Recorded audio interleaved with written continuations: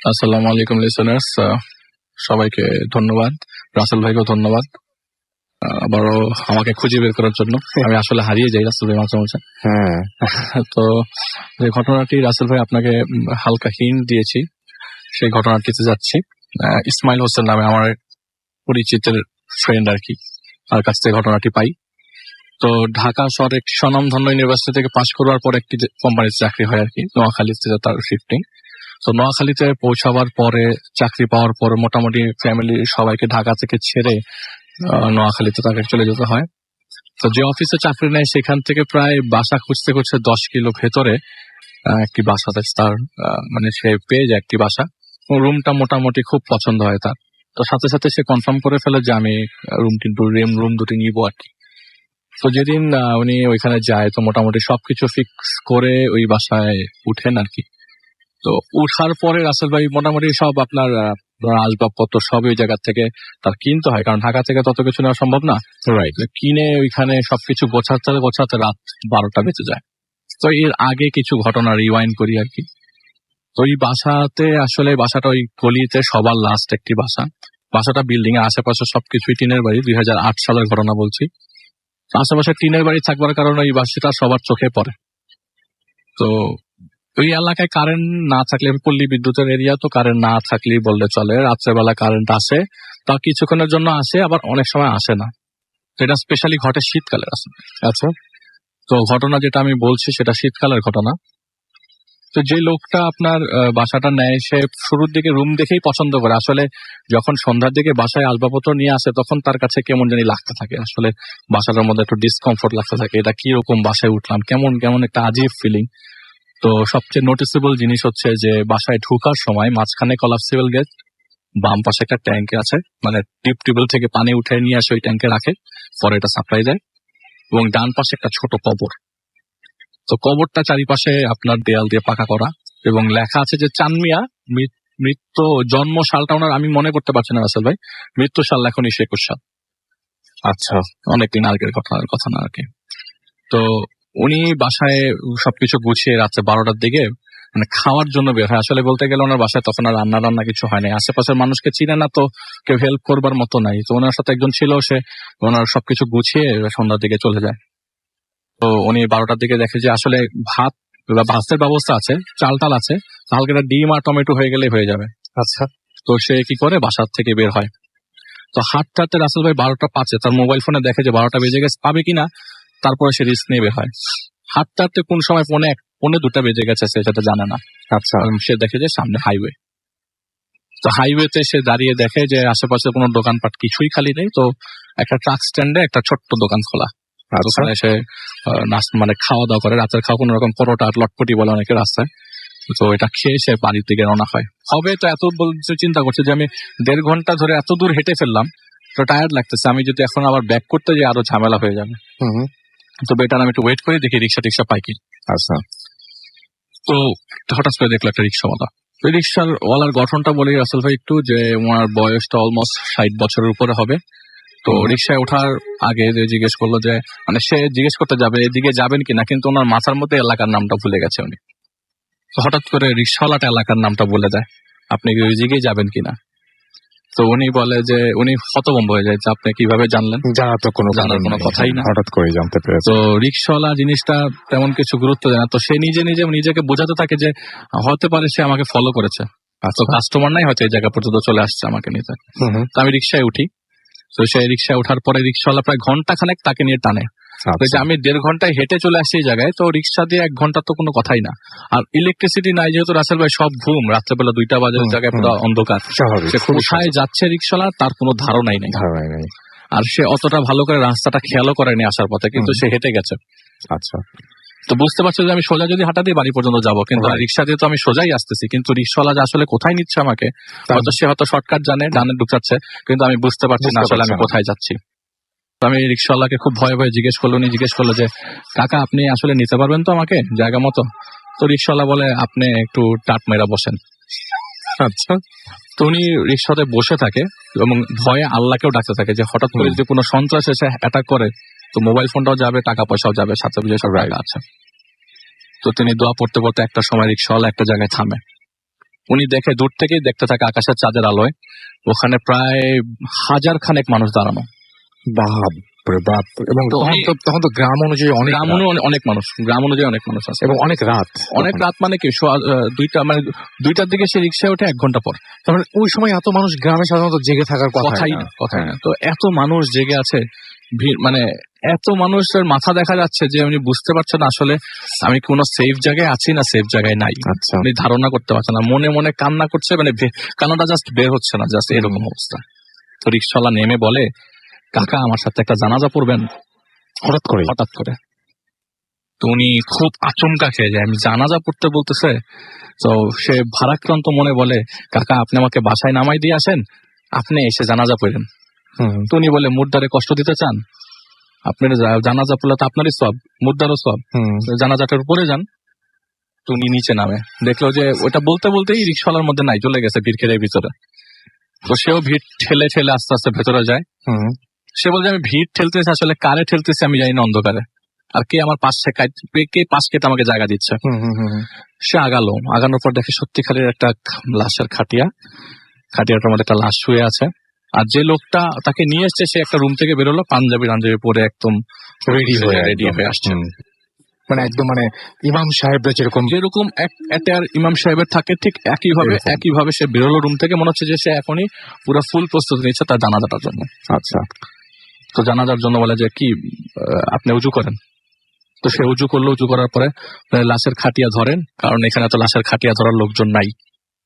উনি তো বলে কি আমি তো মানে ওনার আসলে মনের অবস্থা রাসেল ভাই আমি আপনি কেউ ফিল করতে পারবো না। ওই মুহূর্তে এত রাতের বেলা ওই জায়গায় দাঁড়া থাকে ওই লোকটাই আসলে ফিল করতে পেরেছে আর যে আমি লাশের খাটিয়া তুলবো। এখন বলে যে আশেপাশে লোকজন নাই, আমি চারিপাশে দেখে 1000 মানুষ, লাশের খাটিয়া ধরার লোক নাই। তো সে কি করলো, ভয়ে ভয়ে সে রাসেল আসলে ওনার কথা ধরা ছাড়া কোনো উপায় ছিল না, ওনার কথা শোনা ছাড়া কোনো উপায় ছিল না। সে কি করলো, লাশের খাটিয়াটা টান, বলে যে আপনি ওই রিক্সাওয়ালা বলে দিচ্ছে আপনি সামনের বাম পাশের হ্যান্ডেলটা ধরবেন, হাতলটা ধরবেন। তো সে ধরলো, বলে যে আমি লাশটা উঠালাম, আমার কাছে মনে হচ্ছে আমি একটা তুলা রাখলাম আমার কাঁধের উপরে, কোনো ওজন নাই, কোনো ওয়েটই নাই। আচ্ছা, আমি কি ধরতেছি তাহলে লাশ কাঁচের মধ্যে। তো আমাকে খুব জোরে, আমি হাঁটা শুরু করবো এমন সময় খুব জোরে একটা ঝাড়ি দিল আমাকে রিক্সাওয়ালা, যে এই আপনি কালিমা শাহাদাত পড়েন না কেন। আমি আরো জোরে কালিমা শাহাদাত পড়া শুরু করলাম, আমার পড়াশোনা শুনে সবাই পড়া শুরু করলো। এবং যারা আমার পিছনে আসছে তারা একটা ডিস্টেন্স মেনটেন করে আসছে, সাথে দিয়ে কেউ হাঁটছে না। আচ্ছা, আমি হাঁটছি, প্রায় 15 মিনিট হাঁটার পরে দেখলাম একটা জায়গায় কবর খোঁড়া আছে। আশেপাশে আমি কিছু দেখতে পাচ্ছি না, চাঁদের আমি হালকা কবরটাই দেখতে পাচ্ছি, মাটি উপরে ওঠানো একটা কবর খোঁড়া, চারিপাশে বেড়া লাগানো। আমি কি করলাম, উনি বলতেছে যে আমি লাশের খাটিয়াটা ওইটার কবরটার পাশে রাখা হলো, এবং ওই হুজুর বললো যে সরি আসলে আমি একটা জিনিস মিস হয়ে গেছে, জানাজা হবে। আচ্ছা, আমি মিস করে গেছি। তো জানাজা পড়তে যাবে, তো কবর দেওয়ার আগে একটা মাঠের সামনে সবাই জমায়েত হলো, বলে যে উনি বলছে যে আমি জাস্ট লাশের খাটিয়াটা রাখলাম, আমাদের যে রিক্সাওয়ালা সে আমাকে যে নিয়ে এসছে সেই জানাজা পড়াবে। আমার পাশে আস্তে আস্তে দেখলাম অনেক মানুষ দাঁড়ালো, আমার কাছে মনে হচ্ছে না আসলে 1 লক্ষের বেশি মানুষের, তার কথা আর কি, সে মুখে 1 লক্ষের বেশি মানুষ আছে। এরকম 10টা কাতার হলো, আসলে মানুষ তো উনি গণে নাই, কিন্তু মনে হচ্ছে যে অনেক মানুষ, 10টা কাতার হবে। জানাজা শেষ হলো, আবার ওর লাশটা কাঁধে নিয়ে আমি কবর পর্যন্ত আসলাম। এখন আমাকে ওই রিক্সাওয়ালা বললো যে তুমি মাটিতে নামো, কবরে নামো। তো সে বললো যে কবরে নামো মানে, বলে হ্যাঁ আপনি কবরে নামেন, তুমি কবরে নামো। তো সে কবরে নামলো, কবরে নামার পর একটা লোকও তার সাথে কবরে নামলো, এবং সেই চাচা রিক্সাওয়ালা তাকে সেই লাশটা হাতে দিল। এবং রাসেল ভাই বিশ্বাস করবেন না, ওই লাশটা নড়ছিল, যে এই লাশটা হাত পা নড়ছে এই সাদা কাপড়ের ভেতরে। আমি কি করছি আমি জানি না, আমি জাস্ট আমার এই নিঃশ্বাসটা আল্লাহর নামে ছেড়ে দিয়েছি। আমি যদি মারাও চাই আমার এখন আক্ষেপ থাকবে না। এখন কি হচ্ছে আমি তার নিজের সাথে, সে বলতে যে আমার সাথে কি হচ্ছে আমি নিজেও জানি না। সে লাশটা নামালো, বললো যে লাশটা একটু পশ্চিম দিকে কাত করে দেন এবং উপরে গিটটা খুলে দেন। উপরে গিটটা খোলার পরে হালকা মাথাটা বের হওয়ার কারণে দেখলাম যে মুখটা একটা হাসি দিয়ে আছে একটা মানুষ ঘুমন্ত অবস্থায়, চাঁদের আলোতে হালকা একটু বুঝতে পারলাম। তাও আমি শিওর না, উনি বলছে তাও আমি শিওর না যে আসলে আদৌ হাসি দেয়া কিনা, আমার সবই মনের ভুল সম্ভবত। আমাকে টান দিয়ে হাত দেয়, আমি এখনো সেই জিনিসটা ফিল করতে পারছি যে আমাকে টান দিয়ে কবর থেকে উপরে ওঠালো। মাই গড। এবং বললো যে 10 কদম আমার কদমটার কথা মনে নাই, হয়তো 20 কদম পেছনে যেতে বললো। আচ্ছা, অটোমেটিক দেখা গেল যে কবরের মধ্যে সব মাটি আস্তে আস্তে কবরের উপর উঠে গেছে, সুন্দর হয়ে কবরটা হয়ে গেল। চারিপাশে বেড়াটা আবার সুন্দর করে লেগে গেল, অসম্ভব সুন্দর ভাবে, মানে কোনো কষ্ট ছাড়াই কবর হয়ে গেল এবং সবাই মোনাজাত ধরলো। আচ্ছা, এবং তার সাথে পিছনের সবাই মোনাজাত ধরলো। আচ্ছা, মোনাজাত ধরে শেষ হওয়ার পরে ওনার কাঁধের মধ্যে হাত রেখে ওই চাচা বলল, বাবা চলো বাসায় যাই। তো উনি খুব কান্না স্বরে, কাকা আমাকে বাসায় নামাই দিয়ে আসেন। তো বললো, এটাই তো তোমার বাসা, টেনশন কিসের, দেখো তুমি ভালো করে খেয়াল করো। আর আস্তে করে কানে দেখলো যে দূর থেকে ফজরের আজান, মাইক ছাড়া যেসব মসজিদ আছে, ফজরের আজান আস্তে আস্তে কানে আসতেছে। হঠাৎ করে সে পিছন থেকে সোজা তাকানোর পর দেখলো যে তার বাসার সামনে সে দাঁড়িয়ে আছে। মনে হচ্ছে যে আমি চলে কিছু একটা। সাথে সাথে দেখলো যে তার নিজের বাসার সামনে কবর, এবং আস্তে আস্তে হালকা হালকা আলো বোঝা যাচ্ছে, কেউ হয়তো লাইট জ্বালিয়েছে বা কিছু একটা ওই বিল্ডিং এ নিচে সেই কবরের জায়গায়। তাহলে সে চিন্তা করছে, তাহলে আমি এই যে 1921 সালে যে মারা গেছেন তাকে কি এতক্ষণ নিয়ে আসলাম, আমি নিজে আবার দাফন করলাম, আমি আবার তাকে দাফন করলাম নাকি? তো তার মাথার মধ্যে সারাক্ষণ এই জিনিসটা ঘুরছে এবং সে বাসার ভিতরে ঢোকার কোনো চান্স পেল না। একটা পর্যায়ে দেখলো সেই লোকটা, সে চাচা, আস্তে আস্তে হেঁটে হেঁটে সে কবরটার ভিতরে ঢুকে গেল, চোখের সামনে দেখতে পেল। আচ্ছা, সেই চাচার তো ঘটনা, ওখানে এসে সে হতভম্ব অবস্থায় তার ওই বাসার সামনে দাঁড়িয়ে, বাসায় ঢোকার কোনো সাহস তার নাই। সে আস্তে করে আল্লাহর নাম নিতে নিতে মসজিদে চলে গেল পাশের। ওই মসজিদে সে নামাজ পড়ার পরে দিনটা কোনো রকমে, ওই রাতটা কোনো রকমে কাটিয়ে সাথে সাথে তো সকাল হয়ে গেল। কিছুক্ষণ পরে হুজুর কিনে বাসায় যে আসবাবপত্র সব নামে নিয়ে এসে হুজুরকে জিজ্ঞেস করলো যে আমি এই জিনিসটা সারা রাত আজকে এই জিনিসটা এই অবস্থায় ছিলাম, আপনারা ডেসক্রিপশন কি দিবেন, আমি কি স্বপ্নে ছিলাম নাকি অরিজিনালি ছিলাম? তো হুজুর বলে, আপনি কিসে ছিলেন আমি জানি না, আপনি চলে যান এখান থেকে, আপনার যদি যাইতে ইচ্ছা করে, এত ভয় লাগে। সে আর থাকার সাহস না, ওখান থেকে সে চলে যায়। আর ওই বাসার আশেপাশে সে আর ফেরে নাই কখনো। এটাই ছিল রাসেল। অনেক সুন্দর একটা ঘটনা এবং অনেক চমৎকার একটা ঘটনা। এবং আমরা সবাই অনেকেই অফিস শেষ করে বা বিভিন্ন কাজ শেষ করে বাসায় ফিরি এবং আমাদের সাথে রিক্সাওয়ালাদের দেখা হয়েই যায় এবং আমরা রেগুলার রিক্সায় যাতায়াত করি যারা, তারা এই ধরনের পরিস্থিতির সম্মুখীন হই আর না হই, মানে জিনিসটা উপলব্ধি করতে পারছি যে এরকম একটা সময় মানে যদি আপনার জীবনে উপস্থিত হয় তাহলে কেমন লাগবে। আসলেই হঠাৎ করে যদি কোনো একজন ভদ্রলোক আপনাকে, কোনো একজন রিক্সাওয়ালা আপনাকে রিক্সা তোলেন এবং রিক্সা তুলে হঠাৎ করে মাঝ রাস্তায় থামিয়ে বলেন যে একটা জানাজা পড়ে যাবেন, ব্যাপারটা খুবই অন্যরকম লাগার কথা। কিন্তু যে একটা জানাজা পড়ার কথা তিনি কেন বলছেন, এবং যেখানে আপনি গিয়ে দেখলেন হাজার হাজার মানুষ, তারপরে সেই জানাজা আপনি পড়লেন, জানাজা হয়ে গেল এবং জানাজা হয়ে যাওয়ার পরে আপনি আবার দেখলেন যে একটু পেছনেই আপনি আপনার বাসাতে দাঁড়িয়ে আছেন এবং যে লোকটি আপনার সঙ্গে ছিল তাকে আপনি দেখলেন যে সে কবরে ঢুকে যাচ্ছে।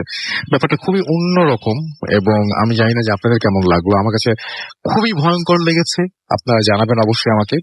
আমি দেখতে পাচ্ছি বাবুল আমাকে SMS করেছেন, আল আমিন দিনাজপুর থেকে SMS করেছেন। তিনি বলেছেন যে অনেক দিন পর, ওয়েলকাম ব্যাক আল মামুন।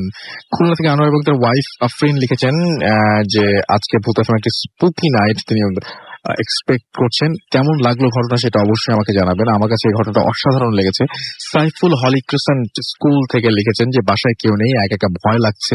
ওয়াহিদ আমাকে লিখেছেন এবং আমাকে লিখেছেন দেখতে পাচ্ছি সজল, এবং তিনি গল্পটার অনেক প্রশংসা করেছেন। মাহির বনশ্রী থেকে SMS করেছেন এবং তিনি বলছেন যে এবং তিনি এইমাত্র জয়েন করেন, অসম স্টোরি। আমাদেরকে জ্যাকলিন নাটোর থেকে SMS করেছেন, ফার্স্ট স্টোরিটা অনেক ভালো ছিল। আমাদেরকে জুবাইর SMS করেছেন, সাদি খান SMS করেছেন, ফার্স্ট স্টোরির প্রশংসা করেছেন। SH আবরার হাজারিবাগ থেকে ফার্স্ট স্টোরির প্রশংসা করেছেন। নাইমা খান বরিশাল থেকে এই ঠান্ডা শীতের রাতে গরম গরম ভূত এফএম ভালো লাগছে। রাত্রি যশোর থেকে SMS করেছেন, আই লাভ ইউ লিখেছেন ভূত এফএম কে। ক্রিস্টাল আমাকে SMS করেছেন এবং তিনি বলছেন ওয়াট আ স্টোরি, আমিও তাই বলবো ওয়াট আ স্টোরি। হিমেল পান্ডে আমাদের উত্তর থেকে SMS করেছেন এবং তিনি বলেছেন যে আই হ্যাভ অলরেডি জয়েন্ড এবং দ্য স্টোরি ওয়াজ অসম। আমাদেরকে SH আবরার হাজারিবাগ থেকে SMS করে বলেছেন যে ফার্স্ট স্টোরিটা ভালো ছিল। মেহেদি হাসান চুয়াডাঙ্গা থেকে লিখেছেন অনেক অনেক নাইস একটা স্টোরি। আমাদেরকে রাসান বরিশাল থেকে SMS করেছেন, MD মতিউর রহমান। রাকি ফার্স্ট স্টোরিটা অনেক ভয়ঙ্কর ছিল সেটা লিখেছেন। স্বর্ণা লিখেছেন অনেক ভয়ঙ্কর স্টোরি আমাদেরকে লিখেছেন। দেখতে পাচ্ছি যে আমি জিজ্ঞেস করলাম এবং আনোয়ার এবং আফরিন জানিয়ে দিলেন যে স্টোরিটা, আলিফ ভাই স্টোরিটা অনেক ভালো ছিল। আয়ান আমাদের SMS করেছেন ফার্স্ট স্টোরিটা নাইস। শিহাব SMS করেছেন। তারপরে আমাদের পছন্দ ভালো বলতে হবে এবং এই ঘটনাটা আমার কাছে অসাধারণ লেগেছে এবং আপনারা সবাই এক বাক্যে রাহাত, সিয়াম, ড্রিম বয়, প্রণব এবং ফাহিম আমাকে SMS করেছেন আরিশ, SMS করেছেন কনক, SMS করেছেন আমাদেরকে দেখতে পাচ্ছি আরো অনেকেই। তো যারা আমাদের সঙ্গে আছেন তাদেরকে অনেক অনেক অনেক অনেক অনেক অনেক ধন্যবাদ এবং সবাই বলছেন যে ভালো এবং তিনি অনেকে লিখছেন যে এটা ভালোর চেয়েও ভালো, যেমন সম্রাট অনেক প্রশংসা করেছেন এই স্টোরিটার। আনিকা মালিবাগ থেকে SMS করেছেন এবং রক্স লিখেছেন আমাদেরকে। শোভন লিখেছেন ফার্স্ট স্টোরিটা খুব ভালো ছিল, ইনশাল্লাহ এরকম স্টোরি আমরা আরো পেতে চাই আপনাদের কাছ থেকে এবং সেই জন্য আপনাদের যেটা করতে হবে আমাদেরকে স্টোরি পাঠিয়ে দিতে হবে এবং পাঠানোর জন্য যেটা করতে হবে আমাদের ইমেল অ্যাড্রেসটা মনে রাখতে হবে। আমাদের ইমেল অ্যাড্রেস হচ্ছে bhutfm@radio.fm which is BHWTFM@radioFORTI.fm। আমরা চলে যাবো একটা স্টোরিতে যেটা আমাদের ইমেইলের একটা স্টোরি। আমাদের ইমেল অ্যাড্রেস যেটা তো আপনারা জানেনই এবং ইমেইল পাঠিয়েছেন এরকম একটা স্টোরি আমরা এখন পড়ে শোনাচ্ছি। আমি পড়ে শোনাচ্ছি যেভাবে লিখেছেন ঠিক সেভাবেই। যিনি লিখছেন তিনি যেভাবে লিখছেন, আমি মঈনুদ্দিন, গণযোগাযোগ ও সাংবাদিকতা বিভাগ, 4র্থ বর্ষ, রাজশাহী বিশ্ববিদ্যালয়। রাসেল ভাই ভালো থাকেন, তাই আর জিজ্ঞেস করলাম না কেমন আছেন, সরাসরি ঘটনায় চলে যাচ্ছি। আমি তখন ক্লাস 5-এ এবং এটা 2003 সালের দিকের ঘটনা। আমাদের বাড়ি খুলনা জেলার বাটিয়াঘাটা থানার ধাদুয়া গ্রামে। ওই সময় আমাদের এলাকার কোনো ডাক্তার ছিলেন না, যার কারণে চিকিৎসার জন্য শহরে যাওয়া লাগতো, তাড়াতাড়ি কোনো ডাক্তার পাওয়া যেত না। আর সে কারণে গ্রামের সবাই একবার একটি ডাক্তারকে গ্রামে নিয়ে আসলেন। আমাদের গ্রামের একটি বাজার ছিল, সেখানে তাকে একটি চেম্বার করে দেয়া হলো এবং বাজারের পাশে একটি কাঠের সমিল ছিল, তার যে গুদাম ঘর ছিল সেখানে ডাক্তারকে থাকতে দেয়া হলো। বেচারা কি অবস্থা, গুদাম। আচ্ছা যাই হোক, তার বয়স আনুমানিক 55। পরিবার ছেড়ে তিনি একাই এখানে থাকতেন। গ্রামের কারো কোনো অসুখ হলে তিনি বাসায় গিয়ে চিকিৎসা করতেন, তা যত রাতি হোক না কেন। একদিন হঠাৎ আমার দাদু অসুস্থ হয়ে পড়েন। আমার বাবা ডাক্তার আনতে একটি হারিকেন নিয়ে একা একা ওই গুদাম ঘরে যান। দূর থেকে বাবা দেখেন ঘরে আলো জ্বালানো। রাত তখন 3টা। বাবা গুদামের কাছে গিয়ে দেখেন ওই ঘরে যেখানে ডাক্তার শুয়ে আছেন তাকে ঘিরে 2টা ঘুরপাক খাচ্ছে। বাবা দেখে ভয় পেয়ে গেলেন, কিন্তু দাদু অসুস্থ তাই তিনি হারিকেনটা উঁচু করলেন। হঠাৎ আলো দেখে ভয় পেল, কিন্তু দাদু অসুস্থ তাই হারিকেনটা উঁচু করলেন। হঠাৎ আলোগুলো নিভে গেল। ডাক্তারকে 5-6টা দাগ দিলে উঠে এবার তাকে নিয়ে আমাদের বাড়ি যান বাবা। ভাবলেন দাদু যেহেতু বেশিরভাগ সময় অসুস্থ থাকেন, তাই বাবা বললেন ডাক্তারকে আমাদের বাসায় একটা অতিরিক্ত রুম ছিল সেখানে থাকার কথা বলি এবং তিনি শুরু করেন আমাদের বাসায় এখানে বলে রাখা ভালো তিনি রাত জেগে ইবাদত করতেন। তার লম্বা একটা তসবিহ ছিল এবং উনি প্রতি রাতে জপ করতেন। আমরা থাকতাম পাশের রুমটাতে। একদিন রাতে আমরা খাবার খেয়ে সবাই ঘুমিয়ে পড়ি এবং 4টার দিকে হঠাৎ গোঙানির আওয়াজ পেয়ে আমরা সবাই জেগে উঠি। ডাক্তারের রুমের দিকে যাওয়ার আগে ধপাস করে একটা আওয়াজ হলো। আমরা সেখানে গিয়ে দেখি উনি ঘেমে গেছেন। জিজ্ঞেস করলে উনি বলেন তার যে খাটটা ছিল সেটা নাকি উঁচু করে ঘরের ছাদের সাথে কে জানি চেপে ধরেছিল। এরকম প্রায়ই হতো এবং আমরা সবাই অভ্যস্ত হয়ে গিয়েছিলাম। একটা পর্যায়ে তিনি আমাদের বাসা ছেড়ে চলে যান, কিন্তু ঘটনা এখানে শেষ হলো না, বরং উৎপাত শুরু হলো। আমাদের একটা মালবাহী ট্রাক ছিল এবং এরপর থাকতে শুরু করলো ওই ট্রাক ড্রাইভার। সে ডাক্তারের কাহিনী জানতো কিন্তু তাতে কোনো পাত্তা দিল না। বলতেন আরে ভূত বলে কিছু নেই, আমি রাত বেরাতে গাড়ি চালাই, ও সবে আমি ভয় পাই না, আমার কিছু হবে না। ওই রুমে একা একা থাকতে পারবেন তিনি। 1 মাস থাকার পর সমস্যা শুরু হয় এবং রাতে সাকিব ভাই অর্থাৎ ডাক্তার চিৎকার দিয়ে উঠতেন। আমরা গিয়ে দেখতাম সাকিব ভাই ঘেমে গেছে এবং কথা বলতে পারছে না। আব্বু বললেন তোমাকে আর এখানে থাকতে হবে না, আমার চাচার বাসায় একটা ফাঁকা রুম আছে, সেখানে থাকতে বললেন। কিন্তু ওই রুমটা থাকার মতো ছিল না, তাই সেটা ঠিক করতে আর একদিন লাগে। তাই পরের রাতটাও ওই রুমে থাকতে হয় সাকিব ভাইকে। সেই দিন রাতে ঘটে আসল ঘটনা। আমরা সবাই যে যার রুমে ঘুম, এবং রাতে মাঝরাতের দিকে আমাদের মেইন গেটের কাছে কি যেন চিৎকার করছে। আমার বাবা লাইট নিয়ে নেমে গিয়ে দেখেন আমাদের ড্রাইভার সারা গায়ে মাটি মাখানো, কোনো কথা বলতে পারছেন না। সারা রাত ওভাবে আমরা জেগে থাকলাম কি হয়েছে তা জানার জন্য, কিন্তু কিছুই আর বলতে পারলাম না। সকালে একটি হুজুরকে ডেকে আনা হলো এবং দোয়া কালাম পড়ার পর আস্তে আস্তে সবকিছু নর্মাল হয়ে গেল। তখন তিনি বললেন, আমি খেয়ে ঘুমিয়ে পড়ি, হঠাৎ আমার ঘুম ভেঙে যায়। আমার ঘুম থেকে উঠে যা দেখি তা সত্যি সত্যি লোমহর্ষক। আমি দেখি যে কাফনের কাপড় পরা একটা মুর্দা আমার পাশে শুয়ে আছে। আমি প্রথমে বুঝতে পারিনি আসলে ওটা কে। আমি উঠে বসলাম। কিছু বুঝতে না বুঝতেই আমার ঘাড় ধরে জানালা দিয়ে সেটা ছুঁড়ে মারে আমাকে, এবং কাঠের জানালার পাটা ভেঙে দিয়ে আমি বাইরে গিয়ে পড়ি এবং সেখানে আমার ওপর চেপে বসে আমাকে মেরে ফেলবে তার জন্য। কিন্তু আমাদের বাসার দুটা কুকুর ওখানে নাকি প্রচুর চেঁচামেচি করতে থাকে এবং একটা পর্যায়ে ছেড়ে দেয়, যার কারণে সাকিব ভাইয়ের ডান হাতটা ভেঙে যায়। হুজুর বলেছিলেন ডাক্তার যাওয়ার পর তার সাথে দুইটা জিন আমাদের ওই রুমে থেকে যায়। তারপর থেকে আমাদের ওই ঘরে আর কেউ থাকতো না। ঘরটিতে এখন আমার আব্বু ধান রাখার ঘর বানিয়েছেন। তো এই ছিল ঘটনা, এবং ভালো লাগলে পড়ে শোনাবেন, এবং কোনো একদিন হয়তো স্টুডিওতে আসবেন তিনি, সেই প্রত্যাশা ব্যক্ত করেছেন। থ্যাংক ইউ ভেরি মাচ আমাদের সঙ্গে থাকার জন্য।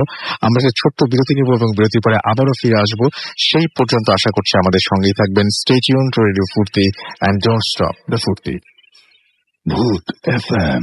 Tonight comes alive with Rami.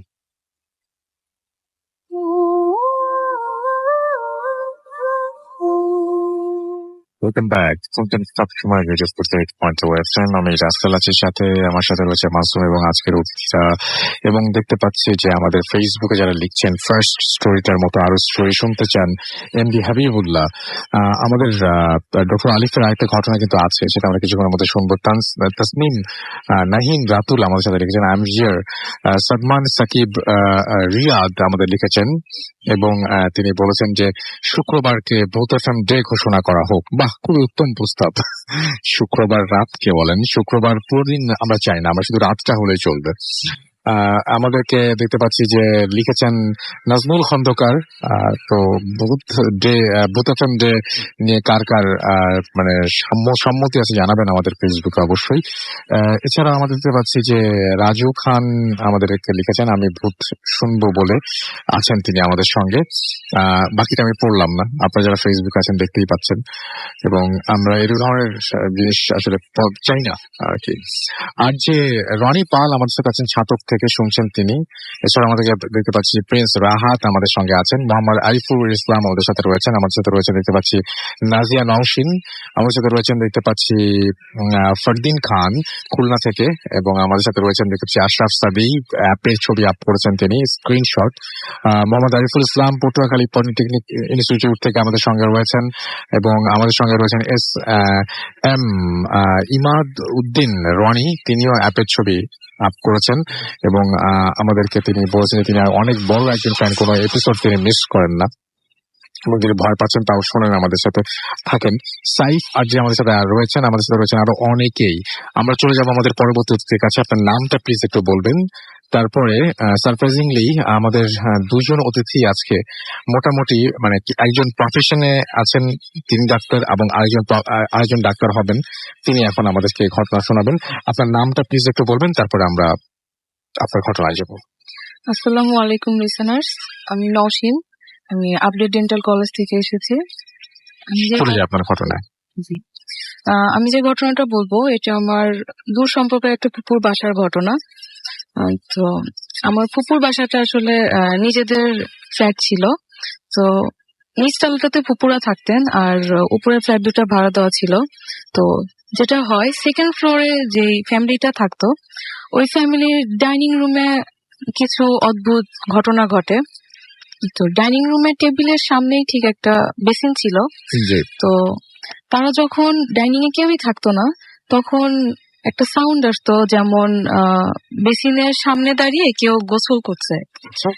তো তারা যখনই আসতো ওখানে, তারা দেখতো যে বেসিনের সামনেই একজন গোসল করলে যেরকম একটা রাউন্ড হয়ে একটা পানি, যে এরিয়াটা জুড়ে পানি থাকে, ওরকম এরিয়া জুড়ে পানি পড়ে আছে। আর যখনই কেউ আসতো, এটা আসার সাথে সাথে মনে হতো যে ওখান থেকে একটা পিচ্চি, মানে একটা ছোট বাচ্চা হাসতে হাসতে ওই পানির উপর দিয়ে চলে যায়, এন্ড তার পায়ের ছাপটা ওখানে পড়ে থাকে এবং সে হাসতে হাসতে অন্য একটা রুমে দৌড় দেয়। এটা প্রায়ই হতে থাকে, মানে এরকম সাউন্ড হয় এবং ওই পানির উপর দিয়ে যেটা চলে যায় হাসতে হাসতে। তো এই জিনিসটা ওদের খুবই ইরিটেটিং লাগে।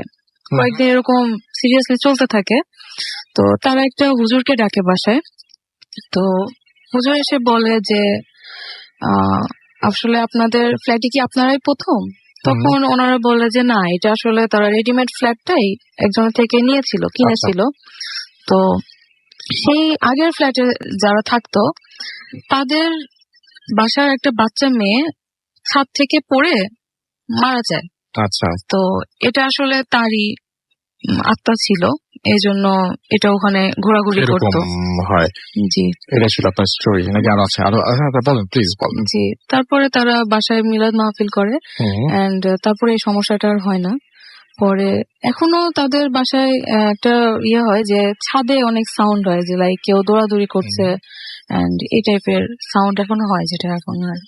ওকে, এই ছিল আপনার ঘটনা। এটা ছিল। ওকে, থ্যাংক ইউ ভেরি মাচ। আমরা ডক্টর আলিফের কাছে আবার যাব তার পরবর্তী ঘটনার জন্য, আপনার কাছে আবারও ফিরে আসবো। আলিফ, আমরা আপনার ঘটনায় যাই। আর ইন দ্য মিন টাইম আমি পড়ি যে আমাদের এখানে বেশ কিছু কমেন্ট করেছেন ফেসবুকে, আমাদের যে রেডিও ফুর্তির পেজটা, লিখেছেন আনাফ রহমান লাভিং ইট, আমাদেরকে লিখেছেন এমডি নজরুল ইসলাম, অ্যাপের ছবি আপ করেছেন অ্যাঞ্জেল তানিয়া, নাইস হচ্ছে লিখেছেন এস এ সাব্বির আহমেদ, লিখেছেন ভালো, আমাদেরকে রাজ্যহীন রবিন লিখেছেন অনেক ভালো লাগছে, আমাদেরকে রায়হান কায়সার রিফাত লিখেছেন আজকে আমাদেরকে, এবং না আপনার কথাটা আমার সাথে আমি একমত হতে পারলাম না, আমি পড়লাম না আপনার লেখাটা। আমাদেরকে ইয়াসিন ইমরান লিখেছেন আমাদেরকে, এছাড়াও লিখেছেন এখানে আরিফিন শুভ, এছাড়াও আমাদেরকে এখানে আছেন দেখতে পাচ্ছি হাসিবুল শান্ত, এবং অ্যাপ দিয়ে শুনছেন, তিনি ছবি আপ করেছেন। তো আমরা চলে যাই ডক্টর আলিফের কাছে, আর তার পরবর্তী ঘটনা। আলিফ, আপনার পরবর্তী ঘটনাটা আমরা শুনি তাহলে। জি রাসেল ভাই, পরবর্তী ঘটনাটি ঘটে হচ্ছে আপনার সিলেটে জাহাঙ্গীর নামে একজনের সাথে। আসলে ঘটনাটি না, এটা আমার লাইফের সাথে জড়িত রাসেল ভাই। তার একটি ছোট্ট পরিবার আর কি, তার ওয়াইফ আর তার ছেলে ছিল 1 বছর 3 মাস বয়স। তো 2003 সালে তাদের বাসায় আর কি ঘটনাটা ঘটে যায়। আনফরচুনেটলি হয়তো এটা আল্লাহ তাআলারই মানে ইচ্ছা ছিল এরকম কিছু একটা ঘটবে। তো 2003 সালের প্রায় মার্চের 21 তারিখে ওনার ছেলেটি মারা যায়। কিভাবে মারা যায় বলছি, ওনাদের বাসায় প্রতিদিনই আপনার একটা পাতিলে করে গরম পানি ফুটাতো পরিবারের জন্য, একটা গরম পানি ফোটাতো। তো বুয়া প্রতিদিনই এই প্রসিডিউরে ফলো করে গরম পানিটা ফুটিয়ে নিচে রাখতো। তো পাতিলটার নিচে একটা কাপড়ের তৈরি জিনিস ছিল, যেটাতে পাতিলটা যাতে না নড়তো, এরকম ভাবে রাখার সাপোর্টটা। তো কেন জানি ওই দিন ওই জিনিসটা খুঁজে পাচ্ছিল না, তো বুয়ারা ওই দিন ওইভাবে পাতিলটা নর্মালি রাখে নামিয়ে চুলা থেকে, মানে একদম সদ্য গরম পানি। তো বুয়া রান্না করার কাজে ব্যস্ত হয়ে যায়। তো বাচ্চাটা ওই মুহূর্তে মাত্র হাঁটা শিখেছে। তো কি করতে জানি রান্নাঘরে এসে পাতিলটা ধরে তার সারা শরীরে গরম পানি ফেলে দেয় বাচ্চাটা নিজে বুয়ার চোখের সামনে। তো বুয়া এক চিৎকার দিয়ে বাসার সবাইকে, সেদিন আবার উনি বাসায় ছিলেন জাহাঙ্গীর সাহেব। তো বাসায় বাচ্চাটার এই অবস্থা দেখে বুয়ার এক চিৎকার এসে দেখে যে ছেলেটা সারা শরীর মানে পুরে শেষ, মানে গরম পানি দিয়ে অবস্থা খুবই খারাপ। হসপিটালে নিয়ে যাওয়া হয়, ঢাকায় শিফট করে দেওয়া হয়। আচ্ছা, ঢাকার ডাক্তাররা তাকে 2 দিন পর বাচ্চাটা প্রায় মৃত্যুর সাথে পাঞ্জা লড়ে মারা যায়। তারপরে তো রাসেল ভাই 5 বছর বিয়ের 5 বছরে একটা ছেলে সন্তান ছিল, তার মানে অবস্থা তো বুঝতেই পারছেন, ডিপ্রেশন কমতি নেই আর কি। তো তাদের ওইখানে সিলেটে ওই জায়গায় যে জায়গায় বাসা ছিল সেখান থেকে 10 মাইল দূরে এটি কবরস্থানে কবর দেওয়া হয় বাচ্চাটা। আচ্ছা, তো প্রথম 1 সপ্তাহ রাসেল ভাই কোনো সমস্যা ছাড়াই উনি ছিলেন। 1 সপ্তাহ পরে রাতের বেলা ঘুম ভাঙতে থাকে, কারণটা কি? হঠাৎ করে ঘুম ভাঙতে থাকে। কারণটা হচ্ছে তার রাতে ঘুমানোর সময়, ঘুমানোর পরে গভীর রাত হলেই তার এই জিনিসটা স্বপ্নে আসে যে সে একটি রক্তের মাঝখানে সাঁতরাচ্ছে, অনেক রক্ত। এটা সে স্বপ্নের মতো দেখতে থাকে। হঠাৎ যখন সে ডুবে যায় তখনই ঘুম ভাঙে।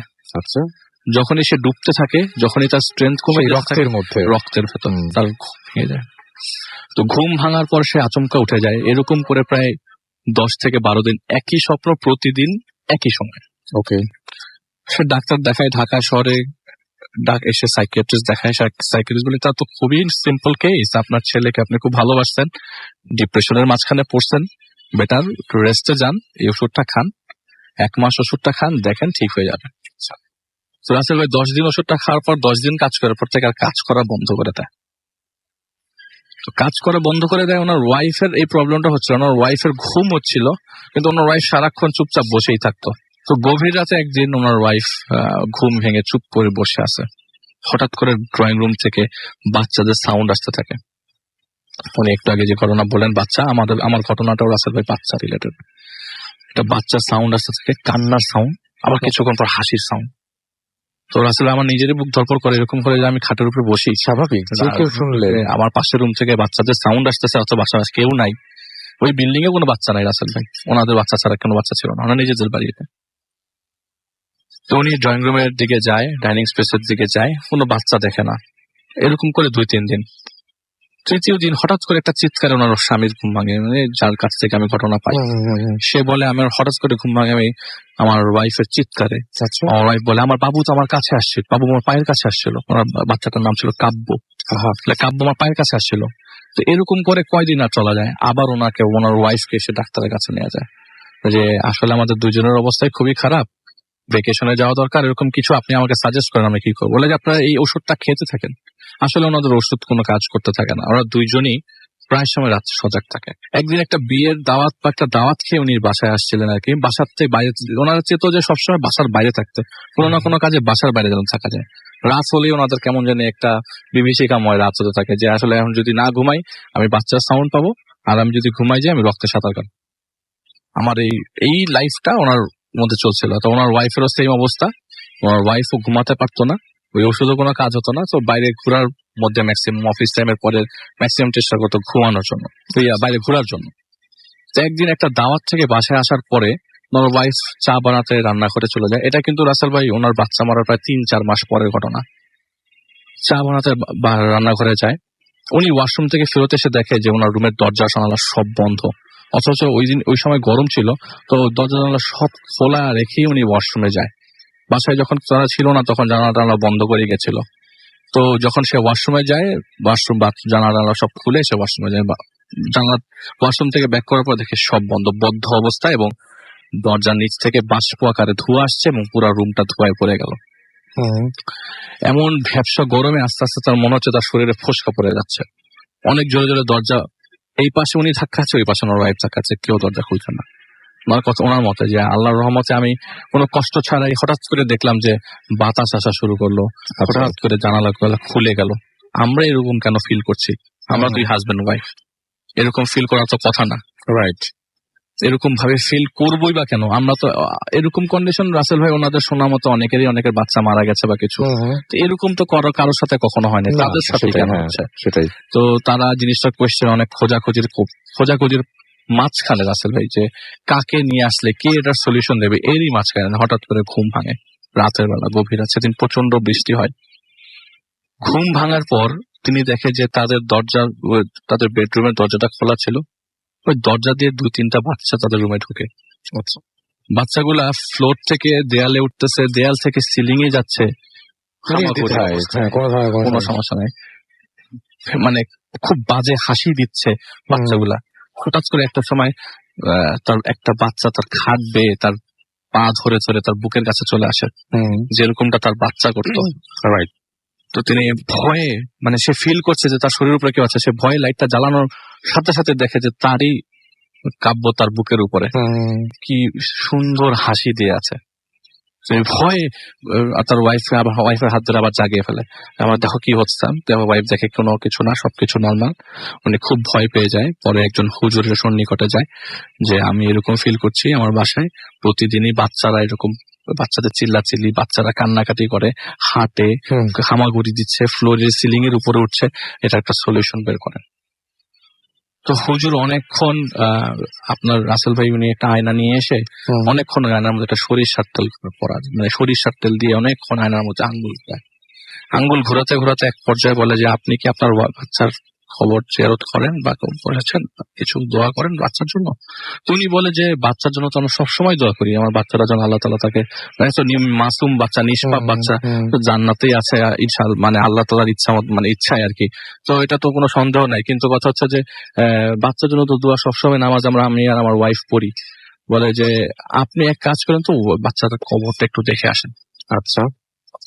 তো একদিন সকালবেলা অফিস শেষ করে প্রায় দুপুর 3টা-4টার দিকে তিনি কবরস্থানে যায়। তার বাসা থেকে যে বললাম 10 মাইল দূরে যে কবরস্থানে কবরস্থ করা হয়েছিল বাচ্চাটাকে, সে যে দেখে 2টা পা বের হয়ে আছে রাসেল ভাই কবর থেকে। আর নতুন কোনো কবর হয় নাই, 4-5 মাসে নতুন কোনো কবর হয় নাই, সে 2টা পা বের হয়ে আছে। এবং তিনি হুজুরকে ওই মুহূর্তে আবারও জানায় যে আমি এই অবস্থায় দেখে আসছি, বলে যে আমি যাবো আপনার সাথে। সে যে দেখে আসলেই 2টা পা বের হয়ে আছে, কবরটা ডেবে আছে বৃষ্টিতে, মাটিতে। তো বলে যে আপনাকে আবার কি করতে হবে, এই বাচ্চাটাকে উঠে জানাজা দিতে হবে, জানাজা দিয়ে আবার কবরস্থ করতে হবে। তো ঠিকই 2 দিন সময় নিয়ে বাচ্চাটাকে কবর থেকে, আসলে অবস্থা খুব খারাপ, কিন্তু রাসেল ভাই বাচ্চাটা একদম ইনট্যাক্ট অবস্থায়, পুড়ে গেছে শরীর কিন্তু ইনট্যাক্ট অবস্থা, একটা বাচ্চার পা।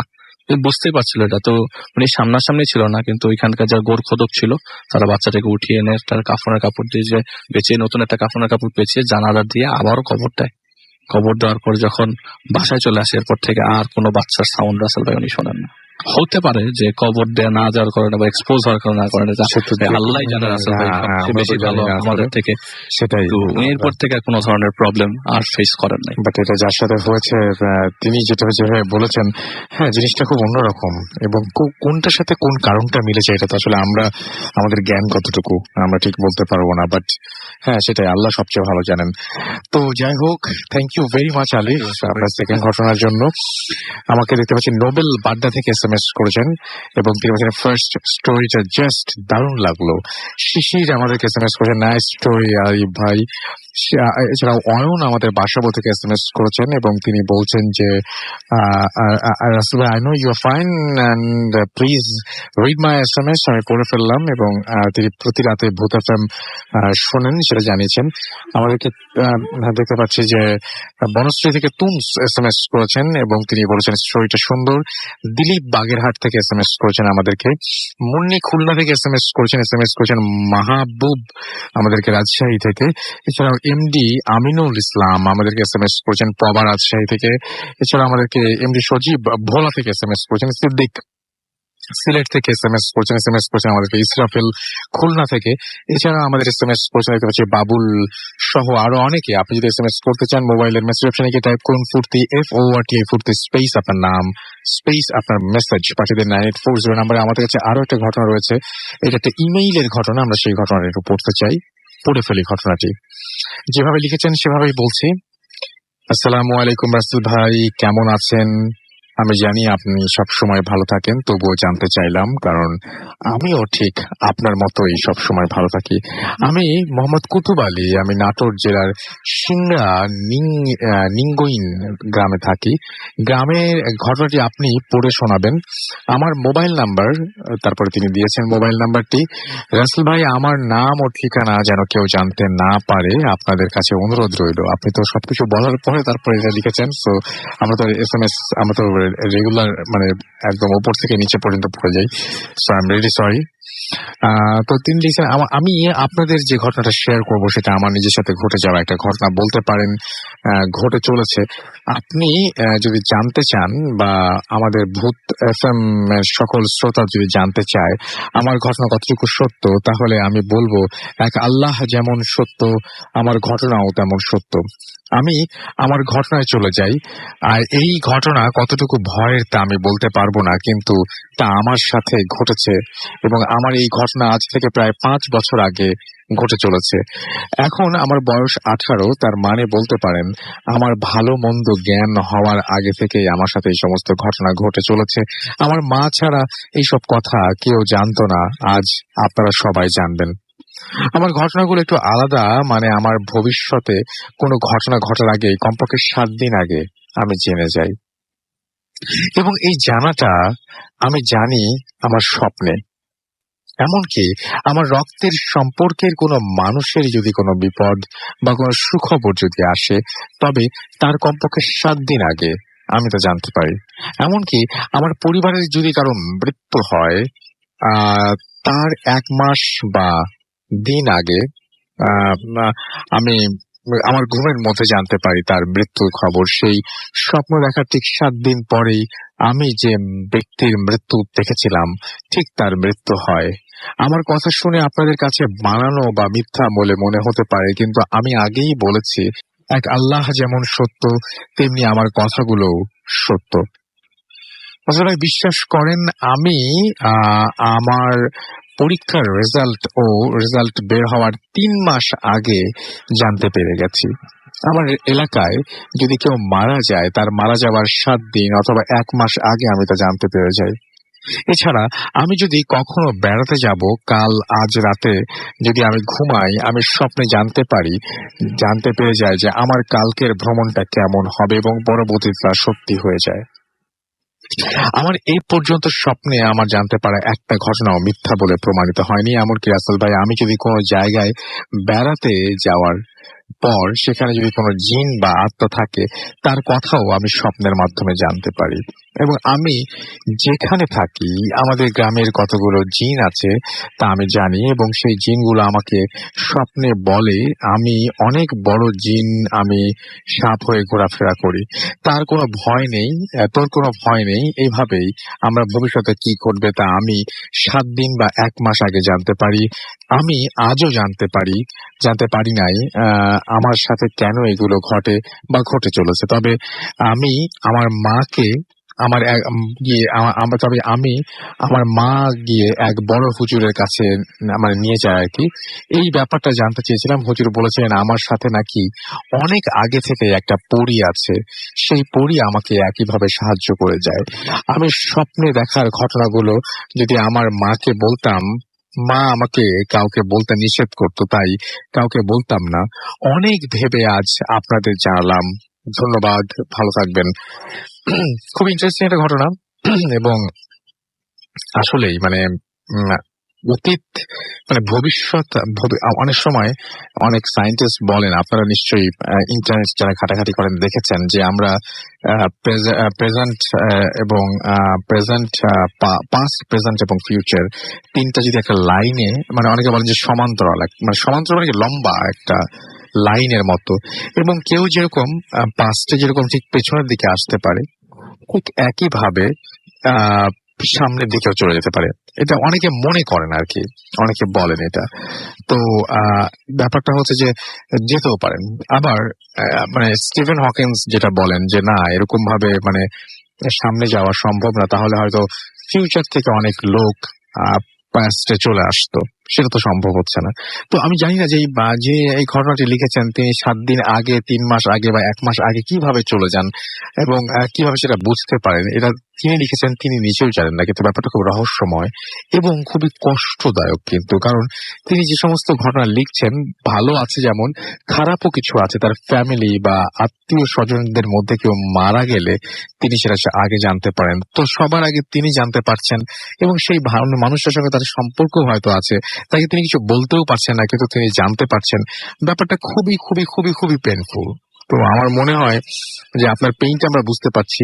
যাই হোক, আমার মনে হয় যে আপনি নামাজ পড়েন, আল্লাহর কাছে সমাধান চান, আল্লাহই সবচাইতে ভালো সমাধান করতে পারবেন আপনার নিশ্চয়ই। আমরা একটা ছোট্ট বিরতিতে যাবো, বিরতির পরে আবারও ফিরে আসবো। তবে তার আগে জানাই, আমাদেরকে SMS করতে হলে SMS করার নিয়মটি হচ্ছে, মোবাইলের মেসেজ অপশনে গিয়ে টাইপ করুন ফুর্তি, FORTI, ফুর্তি স্পেস আপনার নাম স্পেস আপনার মেসেজ, পাঠিয়ে দিন 9840 নাম্বারে। আমাদের ইমেল করতে চাইলে আমাদের ইমেল অ্যাড্রেস হচ্ছে bhutfm @radiofuርቲ.fm, which is BHWTFM @RADIOFORTA.fm। আপনার নাম, ঠিকানা এবং ফোন নাম্বার সহ আপনার জীবনে ঘটে যাওয়া বা আপনার জানা সেরা ঘটনা লিখে পাঠিয়ে দিন আমাদের কাছে। ঘটনার শুরুতে অবশ্যই উল্লেখ করুন ঘটনাটা আপনি স্টুডিওতে এসে শেয়ার করবেন, নাকি আপনি চাই আপনার ঘটনা আমরা পড়ে শোনাই। যারা দেশের বাইরে রয়েছেন তারা অডিও ক্লিপ পাঠিয়ে দিতে পারেন আমাদেরকে। একটা ছোট্ট বিরতির পরে আবারও ফিরে আসছি, সেই পর্যন্ত আমাদের সঙ্গেই থাকুন। Stay tuned, Radio Furti, and don't stop the Furti. Bhoot FM, the night.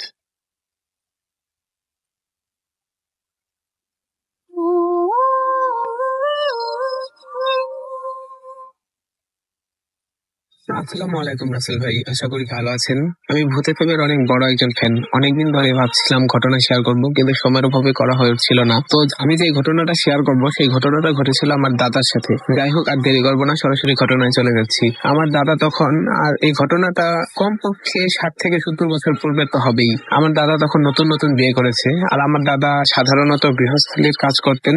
আর যেখান থেকে, আর ওই সময় বলতে গেলে এখনকার মতো যাতায়াত ব্যবস্থা খুব একটা উন্নত ছিল না। তখন রাস্তা ছিল না, এমনকি গাড়ির তো প্রশ্নই ওঠে না রাস্তায় যখন ছিল না। তো ওই সময় লঞ্চ ছিল, যেহেতু পানি ছিল অনেক, আর সেই সময় বর্ষাকালই ছিল। তো আমার দাদা আর কি, আমার দাদু ওই সময় তার বাপের বাড়ি গিয়েছিলেন, আর আমার দাদার তাকে আনতে যাওয়ার কথা ছিল। তো আনতে যাওয়ার জন্য দাদা ভাবলেন যে সব কাজকর্ম সেরে রাত্রের দিকে যাই, রাতটা থেকে তারপরের দিন নিয়ে চলে আসবো। তো আমার দাদা তাই করলেন, তার কাজ সব সারতে সারতে অনেক রাত হয়ে গেল। তো রাত হয়ে গেল, তাও তিনি তোয়াক্কা না করে তিনি ভাবলেন যাই, কি আর হবে।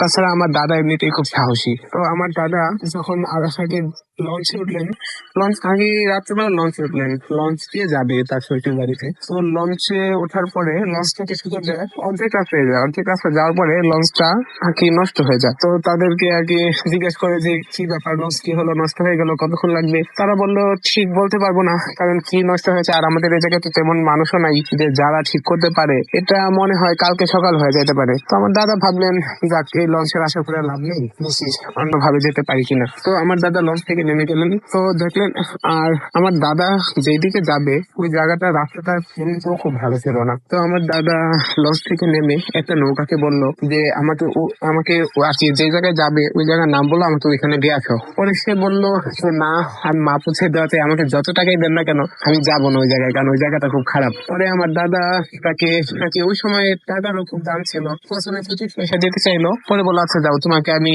50 পয়সা দেবো। তাও সে যেতে রাজি হলো না। পরে আমার দাদা বললো যাও, তোমাকে আমি 1 টাকা দেবো, তুমি আমাকে ওই পারে নামায় দিয়েই সাথে সাথে তুমি চলে আসো, কোনো অসুবিধা নেই। পরে তারপর সে রাজি হলো যে 1 টাকা পাবো আর তাকে নামায় দিয়ে চলে আসবো। তো তাই করলো, আমার দাদাকে ওই পারে নামিয়ে দিই, সে সাথে সাথে চলে আসলো। তো আমার দাদা নৌকা থেকে নেমে তার শ্বশুর বাড়িতে যাওয়ার জন্য হাঁটছিলেন। তো কিছু দূর যাওয়ার পরে তিনি দেখলেন তার সামনে বিরাট বড় একটা কুকুর। কুকুরটা তো আপনার 5 থেকে 7-8 ফুট লম্বা হবেই, আর উচ্চতাও ছিল সেটা বিশাল বড়। আর তারপরে কুকুরটা তার জিব্বা বের করে দাদার দিকে তাকিয়ে জিব্বাটা বের করে শাসাচ্ছিল, আর তার জিব্বা দিয়ে আর কি লালা ঝরছিল। তো আমার দাদা দেখে প্রথমে অতটা ভয় পেলেন না। তো তিনি লাইট মারলেন, লাইট মারার সাথে সাথে দেখলো কুকুরটা নেই। তিনি লাইটটা বন্ধ করলেন, দেখলেন আবার কুকুর। তো এরকম ভাবে করতে করতে এক পর্যায়ে দেখা গেল যে লাইটটাও আর জ্বলছে না। তারা যতই চেষ্টা করছে লাইটটা জ্বালানোর জন্য, কিন্তু লাইটটা আর জ্বলছে না। তো দাদা কি করবে না ভেবে দাদাও খুব ভয় পেয়ে গেল এক পর্যায়ে, যে কি ব্যাপার, এত বড় কুকুর। পরে আমার দাদা আর কি অনেক দোয়া দরুদ পড়তে শুরু করলেন। অনেক দোয়া দরুদ পড়ার পরে তিনি বললেন যে তোর রাস্তায় তুই যা, আমার রাস্তায় আমাকে যেতে দে।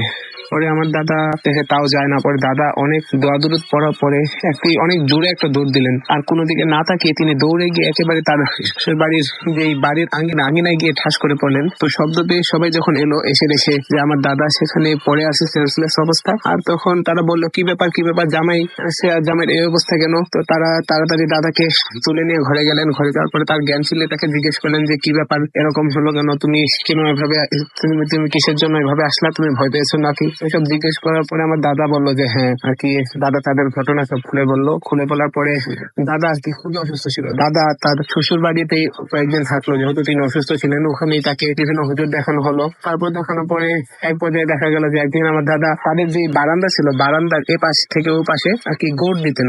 তিনি গৌড়ে একবার এই পাশে যেতেন, একবার ওই পাশে যেতেন। আর এই সময় নাকি আমি শুনেছি, আমার দাদা বলেছে, সবাই বলেছে যে তার নাকি হাড্ডি গুলা যে আছে কাঁধের, এগুলো ঠাস ঠাস ঠাস করে নাকি এখানে ফুটতো। তো একদিন আর কি হুজুর এভাবে দেখাতে তা তো আর হুজুর দেখানো তো চলছিলই, হুজুরের চিকিৎসাও চলছিল। তো একদিন আমার দাদার শালা যিনি তিনি আর কি দাদাকে বললেন যে কি দুলা ভাই আমাদের ঘর টচা করতে পারবেন নাকি, আপনার কত শক্তি দেখি। পরে বললো হ্যাঁ পারবো। পরে তিনি ঘরের একটা খাম তুলে নাকি আমি শুনেছি আর কি যে অর্ধেক ঘরটাই আর কি উঁচা করে ফেলছিলেন। তো বলেন যে হ্যাঁ বুঝছি আপনি পারবেন না, মানে আর উঁচা করতে হবে না। তো এট লাস্ট আমার দাদার যে জিনটা তারা পজেস হয়েছিল ওটা থেকে সারাতে তারা সফল হয়, আর আমার দাদা ধীরে ধীরে সুস্থ হয়ে যায় সবার দোয়ায়। তো রাসেল ভাই এই ছিল আমার ঘটনা। রাসেল ভাই এই বলে গুড বাই।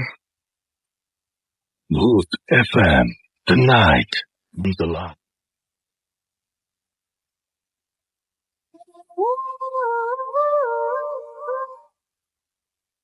Welcome back. শুনছেন সবসময় রেডিও ফুটের পয়েন্ট এফএম। আমি রাসেল আছি, সাথে আমার সাথে রয়েছে মাসুম এবং আজকের অতিথিরা, এবং আপনাদের সবাইকে বিজয় দিবসের অনেক অনেক শুভেচ্ছা আপনাদেরকে, এবং শ্রদ্ধা, বিনম্র শ্রদ্ধা সে সমস্ত শহীদদের যাদের রক্তের বিনিময়ে অর্জিত হয়েছে স্বাধীনতা, সেই সমস্ত প্রতিটি মুক্তিযোদ্ধাদের যাদের সবার নাম আমরা মানে মনে রাখতে অপারগ, কিন্তু তারা সেদিন ঠিকই ঝাঁপিয়ে পড়েছিলেন, জীবন বাজি রেখে যুদ্ধ করতে গিয়েছেন। আসলে আমরা কতজন মুক্তিযোদ্ধার নাম জানি, তারপরেও তারা সেদিন যুদ্ধ করেছেন আমাদের জন্য। কিন্তু আমার কাছে এখনো মনে হয় যে স্বাধীনতা আমাদের কাছে এসছে এক একজনের কাছে একরকম, মানে যদি আমরা বলি কবিতার মতো করে যে স্বাধীনতা কাল বৈশাখীর দিগন্ত জোড়া মত্ত ঝাপটা, স্বাধীনতা তুমি শ্রাবণে আকুল মেঘনার বুক, স্বাধীনতা তুমি পিতার কোমল জায়নামাজের উদার জমিন, স্বাধীনতা তুমি উঠানে ছড়ানো মায়ের শুভ্র শাড়ির কাপন,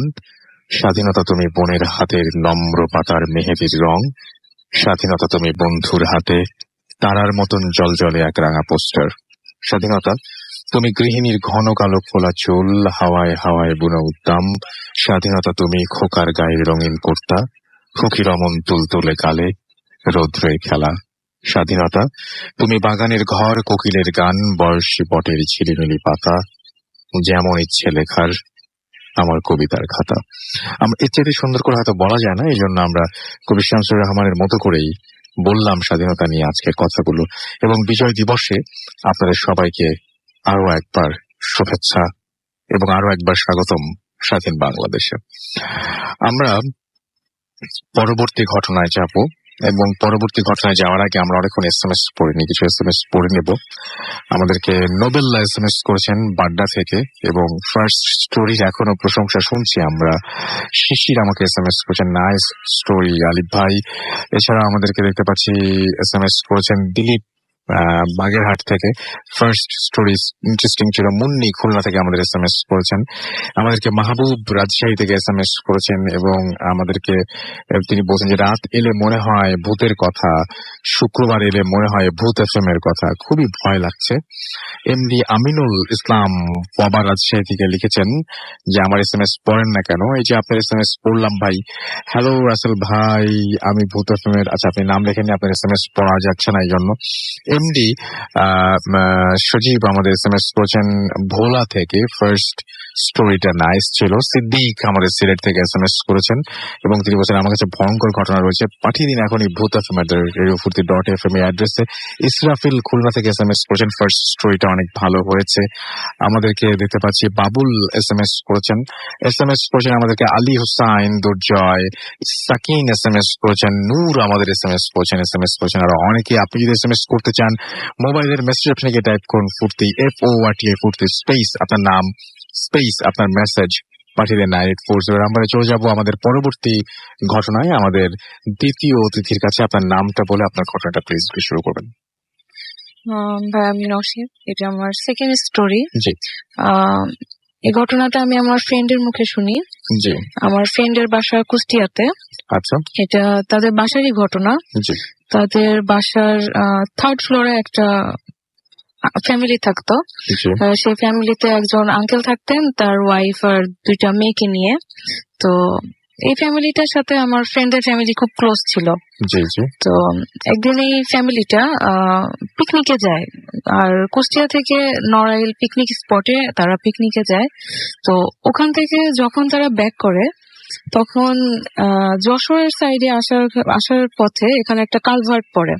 তো এই কালভার্টের ওখানে তাদের গাড়ির টায়ারটা পাঞ্চার হয়ে যায়। তো এই জন্য তাদেরকে গাড়ি থেকে নেমে কিছুক্ষণ ওখানে ওয়েট করতে হয় যতক্ষণ না গাড়িটা ঠিক করা হয়। তো গাড়িটা ঠিক হয়ে যাওয়ার পরে তারা ওখান থেকে চলে আসে। তো বাসায় আসার পরে রাত্রিবেলা আন্টি আঙ্কেলকে বলে যে আমার খারাপ লাগছে, ভালো লাগছে না, কেমন যেন একটা নেগেটিভ ফিল হচ্ছে। তো আঙ্কেল বলে যে না, আমরা সারাদিন ওখানে ঘোরাঘুরি করেছি, তুমি হয়তো টায়ার্ড, ঘুমায় যাও, দেখো ঠিক হয়ে যাবে। আচ্ছা, তো আন্টি ঘুমিয়ে যায়। তো রাত্রে 3টা 3:30টার দিকে সাডেনলি আঙ্কেলের ঘুম ভেঙে যায়। তো আঙ্কেল দেখে যে আন্টি আঙ্কেলের পাশে নেই। আচ্ছা, তো আঙ্কেল আন্টিকে খুঁজতে যায়। এখন খুঁজতে গিয়ে দেখে যে আন্টি বারান্দায় দাঁড়িয়ে আছে। তো আঙ্কেল দূর থেকে তাকে ডাকার চেষ্টা করে, বাট আন্টি কোনো রিয়াক্ট করে না, মানে এমন ভাব করে যে তিনি শুনতে পাচ্ছেন না। তো আঙ্কেল আন্টির কাছে চলে যায় বারান্দায় গিয়ে। উনি যেটা খেয়াল করে যে আন্টি বারান্দার গ্রিল ধরে কি যেন একটা বিড়বিড় করছে, মানে কারোর সাথে হয় কথা বলছে, মানে কিরকম একটা সাউন্ড, ফিস ফিস করে, এন্ড একটা সাউন্ড করতেছে, লাইক গোঙানোর যে একটা সাউন্ড, হামিং সাউন্ড, যেটা এই সাউন্ডটা করছে। তো আঙ্কেল তাকে ডাক দিয়ে বলে কি ব্যাপার, তুমি এত রাতে বারান্দায় কি করো? তো আন্টির তখন সাউন্ডটা সাডেনলি স্টপ হয়ে যায়, এন্ড আন্টি আবার কোনো অ্যান্সার না দিয়ে চুপচাপ রুমে যে আগে জায়গায় শুয়ে পড়ে। দেন নেক্সট দিন সকালে যেটা হয়, আন্টি অনেক ফেয়ার ছিল, অনেক বেশি ফর্সা ছিল। তো আঙ্কেল যেটা খেয়াল করলেন যে আন্টির ফেসের মধ্যে কেমন যেন একটা রুক্ষ একটা ভাব আসছে, যেমন ফেসটা একদম রেডিশ হয়ে গেছে, মনে হচ্ছে স্কিনের নিচে ব্লাড জমে গেছে, এরকম একটা খুব একটা আলাদা একটা ফেসের ইয়ে পায়।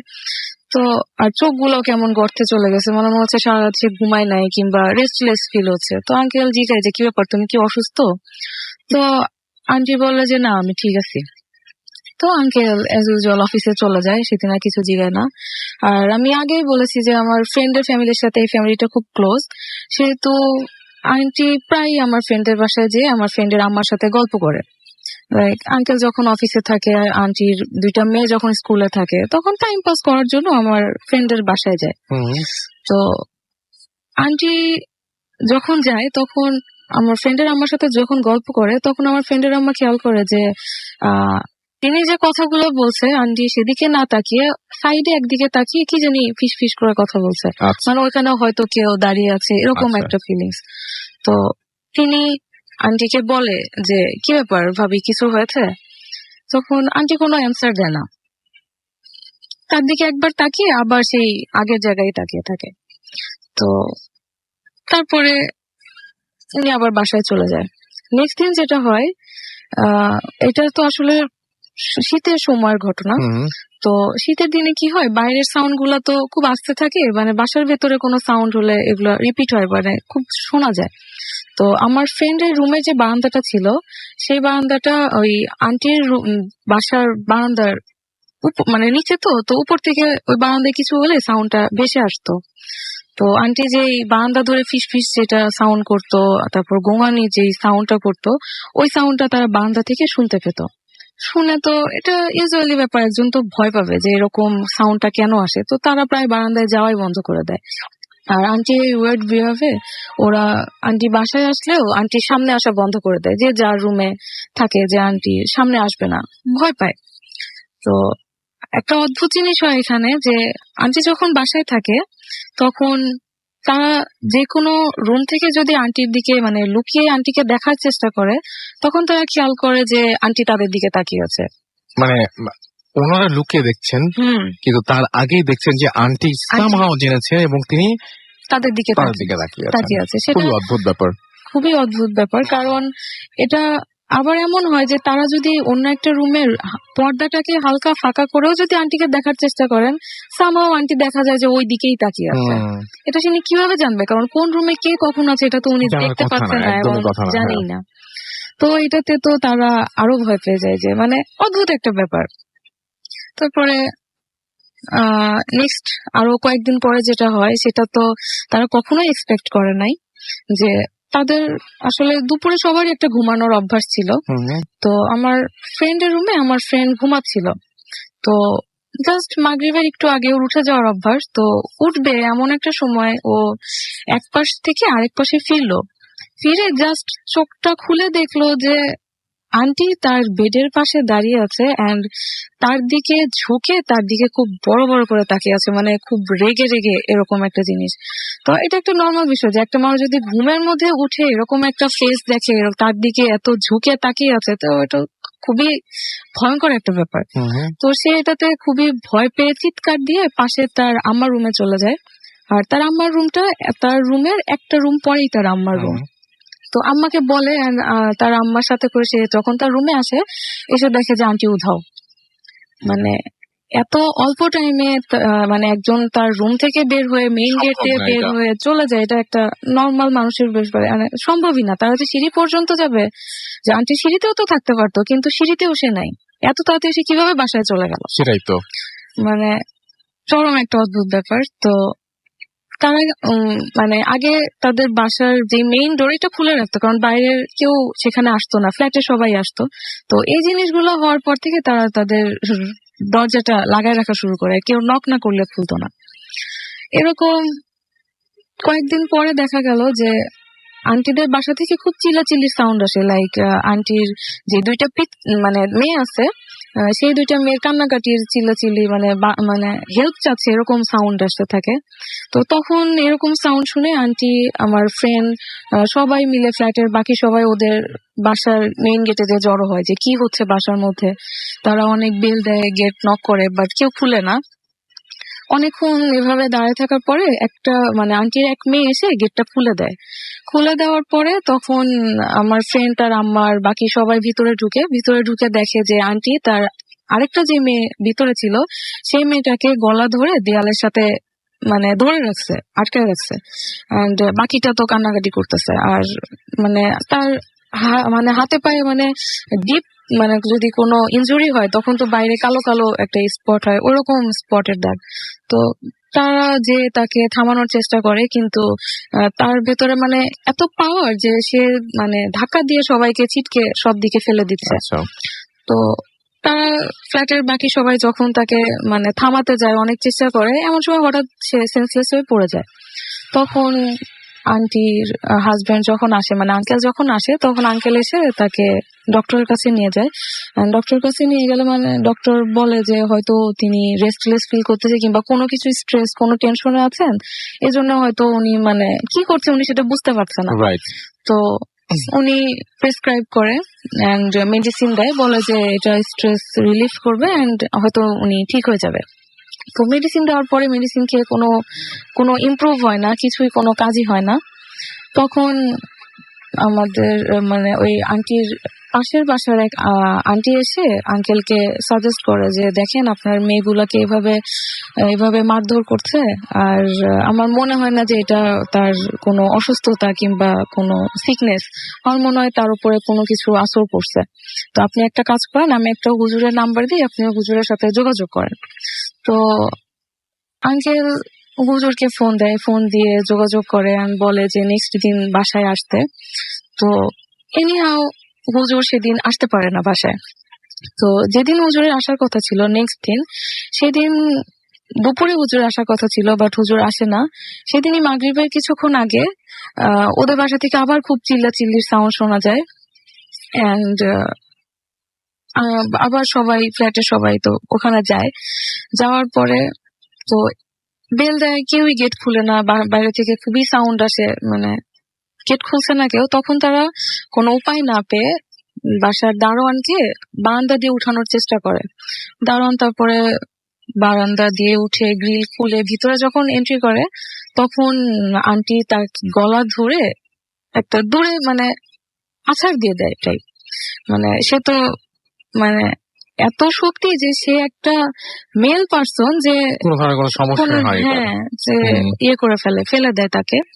তো তারপরে দারোয়ানটা কোনোভাবে এসে গেটটা খুলে দেয় ভেতর থেকে। তারপরে বাকি সবাই ভেতরে ঢুকে তারা দেখে যে আন্টি তার হাজবেন্ডকে একটা রুমে বন্ধ করে রাখছে, বাইরে থেকে লক করে, আর মেয়েগুলাকে সেম আগের মতোই আবার মারধর করছে। তখন তারা তাকে কোনোভাবে ঠেকাতে পারে নাই, থামাতে পারলো না। তখন তারা সবাই মিলে তাকে একটা চেয়ারের সাথে বেঁধে রাখলো। বেঁধে রাখার পরে তখন হুজুরকে ফোন দেওয়া হলো। হুজুর সন্ধ্যার সময় আসলেন, এসে বললেন যে এগুলা যে ওনার সাথে হচ্ছে, এগুলা কবে থেকে হচ্ছে? তখন বলে যে আমরা যেদিন পিকনিক থেকে আসলাম, আমরা নড়াইলে গেছিলাম, ওখান থেকে আসার সময় আসার পর থেকেই ওনার এই সিমটম গুলো দেখা যাচ্ছে, উনি এরকম অদ্ভুত অদ্ভুত কাজ করছে। তখন হুজুর বলে যে ঠিক আছে, আমি আপাতত একটা তাবিজ দিয়ে যাই, আপনি এই তাবিজটা ওনাকে পরায় রাখবেন, আর এর কারণটা আমি কালকে আপনাকে বলবো। তো আঙ্কেল আন্টিকে তাবিজটা পরায় দেয়। পরায় দেওয়ার পরে সেদিন আর আন্টি কিছু করে না। পরের দিন হুজুর এসে বলে যে আপনারা যে ওখান থেকে আসছিলেন, তখন কি আপনারা কোথাও থেমেছিলেন রাস্তায়? তো আঙ্কেল বলে যে হ্যাঁ, আমাদের তো গাড়ি নষ্ট হয়ে গেছিল, আমরা একটা কালভার্টের ওখানে থেমেছিলাম। তো বলে যে ওই কালভার্টের পাশে যে একটা গোরস্থান ছিল, সেটা কি আপনারা দেখেছিলেন? বলে না, আমরা তো এটা খেয়াল করি নাই। তখন হুজুর বলে যে আপনার মেয়ে দুটা কি করছিল, সেটা কি আপনারা দেখেছেন? তো বলেন যে আমাদের মেয়ে তো আমাদের সাথেই ছিল। তখন হুজুর বলে না, আপনারা আপনাদের চোখে আড়াল করেই তারা ওই গোরস্থানে ঢোকার ট্রাই করে। এন্ড গোরস্থান থেকে একটা মুরব্বী লোক এসে ওদেরকে নিষেধ করে যে এখন মাগরিবের সময় তোমরা গোরস্থানে ঢুকো না, এটা তোমাদের জন্য ভালো হবে না।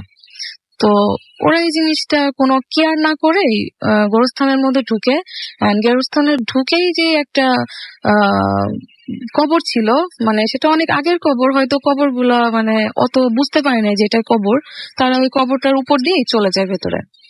তো এখন এই যে যেই লোকটা তাদেরকে নিষেধ করেছিল ভিতরে যাওয়ার, এটা আসলে সেই একটা জিন ছিল, আর যেই কবরটার উপর দিয়ে তারা চলে গেছে সেটা তারই কবর ছিল।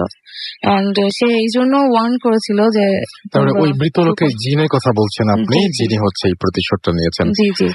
এখন উনি হলো তার ওয়াইফের উপর ভর করে মেয়ে দুটাকে মেরে ফেলতে চায়, মানে রেগে যায়, সেজন্য মেরে ফেলতে চায়। তো এটার জন্য এখন হুজুর বলে যে আমি যে তাবিজটা দিয়েছি সেটাতেই হবে, তবু আপনাদের বাসায় একটা মিলাদ মাহফিল করা উচিত, আমি দোয়া কালাম পড়বো। তো তারপরে তাদের বাসায় দোয়া কালাম পড়া হয়, আন্টিকে তাবিজ পরে রাখা হয়। তো তাবিজটা পরে থাকা অবস্থায় আন্টি তারপরে অনেকদিনই ভালোই ছিল, কিন্তু সামহাও তার তাবিজটা একদিন খুলে যায়, সে হয়তো খেয়াল করে না। খুলে যাওয়ার পরে যে আনএক্সপেক্টেড একটা জিনিস হয়, সে তার একটা মেয়েকে মেরেই ফেলে। আচ্ছা। তো মেরে ফেলার পরে আসলে তার ফ্যামিলি এটা একদমই এক্সপেক্ট করে নাই, আর কোনোভাবেই তাকে ঠিক করা যাচ্ছিল না। পরে তারা তাকে মেন্টাল হসপিটালে ভর্তি করে দেন, যাতে তার আমাদের যে মেয়েটা আছে সেটা অন্তত ঠিক থাকে। এটাই ছিল আমার ঘটনা। Thank you very much. আপনার ঘটনার জন্য আপনাকে অনেক অনেক ধন্যবাদ। আমরা কোনো কথা না বলে আমরা পরবর্তী ঘটনায় যাব, এবং আমরা যেটা করতে পারি সেটা হচ্ছে তার আগে একটা ইমেইল পড়তে পারি আমরা। এবং ইমেইলটি পাঠিয়েছেন আমাদেরকে নাজিবা ফারহা, উত্তরা থেকে। লিখেছেন, আসসালামু আলাইকুম ভাইয়া, আশা করছি আল্লাহর সীমাহীন অনুগ্রহে ভালো আছেন। আমি জানি আপনি যেহেতু সবসময় ভালো দলে থাকেন, তাই জিজ্ঞেস করলাম না কেমন আছেন। ভাই, আমি ভূত এফএমের নিয়মিত শ্রোতা, সেই 2010 থেকেই মোটামুটি নিয়মিত শুনছি। আমার আম্মু যেহেতু অতিরিক্ত রাত্রি জায়গা একেবারেই সাপোর্ট করেন না, তাই বাধ্য হয়ে লাইভ না শুনে আমি ডাউনলোড করে শুনি, অধিকাংশ সময় ডাউনলোড করে শুনে থাকি। তবে লাইফে কিন্তু লাইফে যে একেবারেই শুনি না লাইভ তা না। যাই হোক, আমি ঘটনাটি শেয়ার করছি, সেটা মূলত আমার এক ফ্রেন্ডের থেকে শোনা। আমার ঘটনা আমার ফ্রেন্ডের এক বড় ভাইয়ের লাইফে ঘটে যাওয়া একটা সত্য ঘটনা। ব্যক্তিগত সমস্যার কারণে স্টুডিওতে এসে শেয়ার করা সম্ভব হচ্ছে না, তাই মেইল করলাম। যদি ভালো লাগে পড়ে শোনাবেন। কথা না বাড়িয়ে সরাসরি সেই ভাইয়ার ঘটনায় চলে যাচ্ছি। সেই ভাইয়াটা ভুতুড়ে কোনো বিষয়ে একেবারেই বিশ্বাস করতেন না, আর এটা তার বন্ধুদের মাঝেও মাঝে মাঝে গল্প করতেন যে আমি ভুতুড়ে বিষয়ে বিশ্বাসী নই। ভাইয়া ভূতের বিষয়ে সত্যি সত্যি বিশ্বাস করতেন কিনা আমার জানা নেই, তবে সে যে বেশ সাহসী ছিলেন এটা স্বীকৃত। আমি ঘটনাক্রমে ভাইয়ার বন্ধুদের মধ্যে একজন তাকে বললেন যে আমার বড় আপুর শ্বশুর বাড়ির কাছে একটা শ্মশান ঘাট রয়েছে, আর সেখানেই প্রতি পূর্ণিমায় নাকি অনেক ভুতুড়ে ঘটনা ঘটে। সেই শ্মশানে অনেক বড় একটি গাছ রয়েছে। তুই যদি গভীর রাতে ওই গাছের পাতা নিয়ে আসতে পারিস তাহলে আমরা সত্যি মেনে নেব তুই ভূত প্রেতকে ভয় করিস না। অন্যান্য বন্ধুরাও বিষয়টি সাপোর্ট করলো এবং তারা সাথে সাথে ভাইয়া রাজি হয়ে যান। এর কিছুদিন পরে কোন এক পূর্ণিমার সামনে রেখে ভাইয়া 4 বন্ধু সেই বড় আপুর শ্বশুর বাড়িতে বেড়াতে যান। রাতে খাওয়া দাওয়া শেষ করে ভাইয়ার বন্ধুরা 10টার দিকে সবাই বের হয়ে যান। উদ্দেশ্য হলো ভাইয়াকে শ্মশানের রাস্তাটা দেখিয়ে দেয়া। ভাইয়াকে কাঁচা মাটির একটি রাস্তা দেখিয়ে দেয়া হলো। এই রাস্তাটা ধরে 5 কিলোমিটারের মতো হবে হাঁটতে হবে, আর রাস্তাটা চলে গিয়েছে ফাঁকা একটি মাঠের মাঝ দিয়ে। চারপাশে কোথাও কোনো বসতি নেই, শুধু ছোট বড় গাছপালা ছাড়া। ভাইয়া সেই রাস্তাটি ভালো করে দেখে নেন। এরপর সবাই মিলে কিছুক্ষণ ঘোরাঘুরি করে বাসায় চলে আসেন। রাত্রি তখন 12টা বাজে। তখন ভাইয়ার কথা অনুযায়ী একা একা বাসা থেকে বের হন। উদ্দেশ্য সেই শ্মশান ঘাট। ভাইয়ার পকেটে ছিল একটা ছোট্ট পলিথিন গাছের পাতা নেয়ার জন্য, আর সতর্কতার জন্যই ভাইয়ার বন্ধুরা জোর করে একটি ছুরি দিয়ে দিয়েছিলেন। ভাইয়া কোনো ধরনের ভয় ভীতি ছাড়া নিশ্চিন্তে সেই শ্মশান রাস্তা ধরে হাঁটতে থাকেন। শুনশান নীরবতা, কোথাও কোনো মানুষের আনাগোনা নেই। গ্রামের এলাকায় রাত 12টা মানে যে গভীর রাত্রি এটা বলার অপেক্ষা রাখে না। ভাইয়া হাঁটতে হাঁটতে যখন লোকালয় ছেড়ে আরেকটা পথে চলে এসেছেন, তখন চাঁদের আলোয় অনেক দূরে লক্ষ্য করলেন একটা জায়গায় বেশ ঘন জঙ্গল ও গাছপালা দেখা যাচ্ছে। অনেকটা গাঢ় অন্ধকারের মতো মনে হচ্ছে। ভাইয়া বুঝতে পারলেন ওইখানেই হয়তো শ্মশান ঘাট, আর ওইখানেই তাকে পৌঁছাতে হবে। ভাইয়া একে হাঁটতে লাগলেন। আরো যখন কাছাকাছি আসলেন তখন কেমন যেন কিছু অস্বাভাবিক শব্দ শুনতে পেলেন। ভাইয়া চারপাশে তাকিয়ে দেখলেন না, কিছু নেই। ভয়ের কোনো ধরনের ভয় না নিয়ে সামনে হাঁটতে লাগলেন। আবার সেই অস্বাভাবিক শব্দ, তবে এবার অনেকটা স্পষ্ট শুনতে পাচ্ছেন। কেমন যেন মনে হচ্ছে শ্মশান ঘাটে যত নিকটবর্তী হচ্ছেন আওয়াজগুলো তত স্পষ্ট হচ্ছে। বড় ধরনের জীবজন্তুর শব্দ ওটা, তবে ওই ধরনের জীবজন্তু কোথা থেকে আসবে দেখাও তো যাচ্ছে না। তাহলে ভাইয়া এসব চিন্তা করতে করতে সামনের দিকে এগোচ্ছেন। ভাইয়া পরিপূর্ণভাবে বুঝতে পারছেন পেছনে গাছপালা সব ভাঙচুর হয়ে যাচ্ছে। খুবই অস্বাভাবিক সব শব্দ। ভাইয়া কোনো ভয়কে পাত্তা না দিয়ে আরো সামনে চলতে লাগলেন। একবারের জন্য পিছনে ফিরে তাকালেন না। ভাইয়া এখন শ্মশানের একেবারে কাছাকাছি চলে এসেছেন। এখান থেকে শ্মশান ঘাট স্পষ্ট দেখা যাচ্ছে। শ্মশান ঘাটের বর্ণনা দিয়ে একটু সমতল ভূমি থেকে শ্মশান ঘাটের অবস্থানটা মোটামুটি একটু উঁচুতে। চারিদিক গাছপালা রয়েছে, তবে একটি গাছ বেশ বড় দেখাচ্ছে এবং তা থেকে অনেক পাতা পড়ল, আর চারপাশে রয়েছে অনেক পুরনো দেয়াল, কোথাও কোথাও ভেঙে পড়েছে। ভাইয়া ঘড়ির দিকে তাকিয়ে দেখলেন রাত 1টা বাজতে 10 মিনিট বাকি রয়েছে। বন্ধুদের কথা অনুযায়ী শ্মশানে প্রবেশ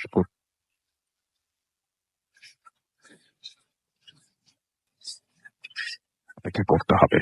ভাইয়া চিন্তা করলেন শ্মশানের চারপাশটা একটু দেখে নেই। ধীরে ধীরে দেখতে লাগলেন চারপাশ। সেই আওয়াজগুলো এখনো পাচ্ছেন, তবে এখন মনে হচ্ছে এই আওয়াজগুলো মূলত শ্মশান ঘাটের মধ্য থেকে আসছে। আওয়াজগুলো কেমন যেন কিছুটা ভয়ঙ্কর। ভাইয়ার শরীর কেমন যেন একটু একটু ভারী ভারী মনে হচ্ছিল, কিন্তু তারপরেও মনে মনে সেগুলোকে পাত্তা দিচ্ছেন না। দেখতে লাগলেন চারপাশে, চারিদিকে।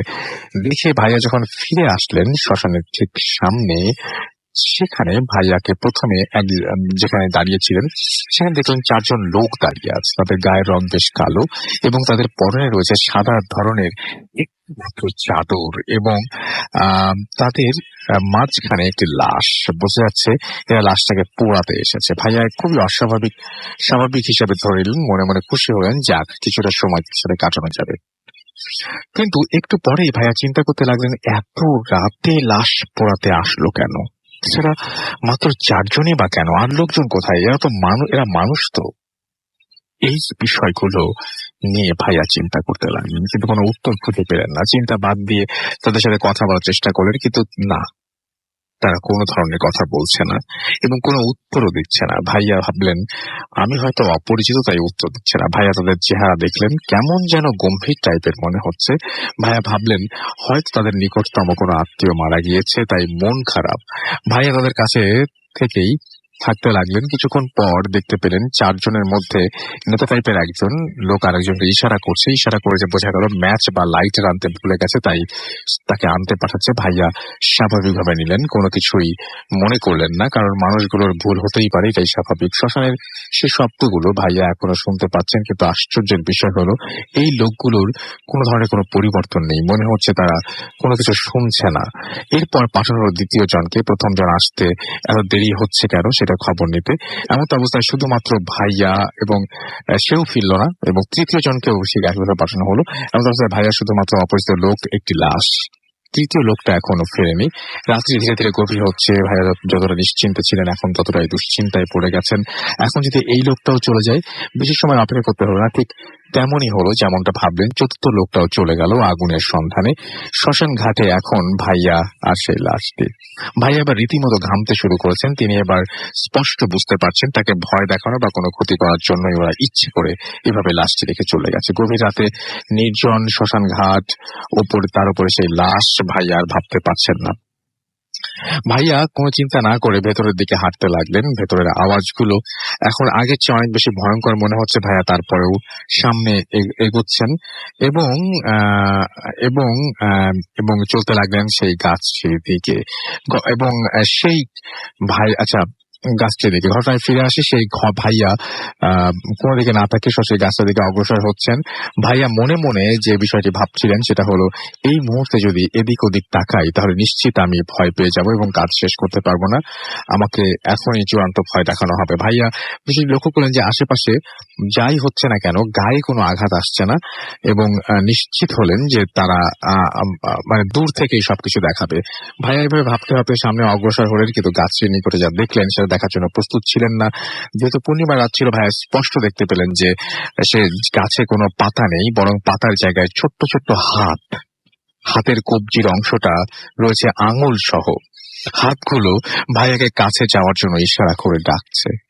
ভাইয়ার শরীরে বা রীতিমতো কাঁপছে। ভাইয়া কি করবেন বুঝতে পারছেন না। ফিরে যাবেন কি এরই মধ্যে হাত বাড়াবেন। ভাইয়া নিশ্চিত যে গাছের পাতার কথা তাকে বলা হয়েছে সেই গাছ, কেননা এটাই হলো ওখানকার সবচেয়ে বড়, অনেকটাই ভয়ঙ্কর দেখাচ্ছে এখন সেই গাছটাকে। ভাইয়া এসব ভাবতে ভাবতে সিদ্ধান্ত নিয়ে ফেললেন, এই পর্যন্ত যখন এসেছি তোমার পাতা না নিয়ে তিনি ফিরবেন না। ভাইয়া কোনো কিছু না ভেবে হাত দিলেন পাতার মধ্যে, কিন্তু ভাইয়া খুবই শক। হাতগুলো শুধুমাত্র দেখতেই নয়, বরং ধরেও মনে হচ্ছে হুবহু মানুষের হাতের মতো। ভাইয়া চিন্তা করতে পারছেন না, চিন্তা শক্তি হারিয়ে গেছে। পকেট থেকে ছোট্ট ছুরিটা বের করলেন এবং সাথে সাথে একটা হাতের মুঠোয় যা কবজিতে আসলো, একটা কবজি হাতে কেটে আসলো। ভাইয়া হাত দেখলেন এবং তার হাত রক্ত এসে যাচ্ছে। কোনো দিকে না তাকিয়ে দ্রুত শ্মশান থেকে বের হয়ে গেলেন। শ্মশানে গেটের সামনে যখন আসলেন তখন ভাইয়া পরিপূর্ণভাবে আটকে উঠলেন। হঠাৎ যেন তার মাথার উপরে গোটা আকাশটা ভেঙে পড়লো। যে সেই লাশ পোড়ানোর জন্য 4 জন লোক এসেছিল, তারা 4 জনই গেটের একেবারে সামনে লাশ হয়ে পড়ে আছে, আর সেই লাশটির কোনো চিহ্ন নেই। 4 জনেরই চোখ বন্ধ, কিন্তু মুখ দাঁতগুলো দেখা যাচ্ছে। এবং সেই ভাইয়া এটা থেকে নিশ্চিত হয়ে গেলেন যে আজ আর ফিরে যেতে পারবেন না তিনি। মনে হচ্ছে এখানে জ্ঞান হারাবেন। কোনোভাবে নিজেকে একটু শক্ত হতে চেষ্টা করলেন, কিন্তু কোনোভাবেই স্বাভাবিক হতে পারলেন না। জোরে জোরে আয়াতুল কুরসি পার করতে শুরু করলেন। ভাইয়া কোনো দিকে না তাকিয়ে সোজা দৌড় দিলেন, কোনো দিকে সামান্যও তাকালেন না আজ পর্যন্ত, এবং থামলেনও না। 5 কিলোমিটার দৌড়ালেন ভাইয়া এবং বাসার কাছাকাছি আসলেন। তখন দেখলেন বন্ধুরা সবাই বাসার বাইরে তার জন্য অপেক্ষা করছে। রাত্রি যখন 3টা, সেই গাছের হাতগুলো বের করার জন্য পকেটে হাত ঢুকালেন, তখন দেখলেন পকেটে সেই কবজিগুলো নয়, গাছের পাতাই রয়েছে। এই ঘটনার কোনো ব্যাখ্যা জানা নেই, যদি আপনাদের কারো কাছে থাকে জানাবেন। এই ছিল ঘটনাটি ভালো লাগলে জানাবেন। ধন্যবাদ সবাইকে। আমার ধারণা আপনাদের সবার কাছে এই ঘটনাটি ভালো লেগেছে। কেমন লেগেছে সেটা অবশ্যই আপনারা আমাকে জানাবেন, SMS এর মাধ্যমে হোক আর যেভাবেই হোক, অবশ্যই আমাকে জানাবেন। আমরা চলে যাব একটা ছোট্ট বিরতিতে। বিরতির পরে আবারও ফিরে আসবো। সেই পর্যন্ত আমাদের সঙ্গেই থাকুন। Stay tuned radio Foorti and don't stop. Bhoot FM. The night comes alive.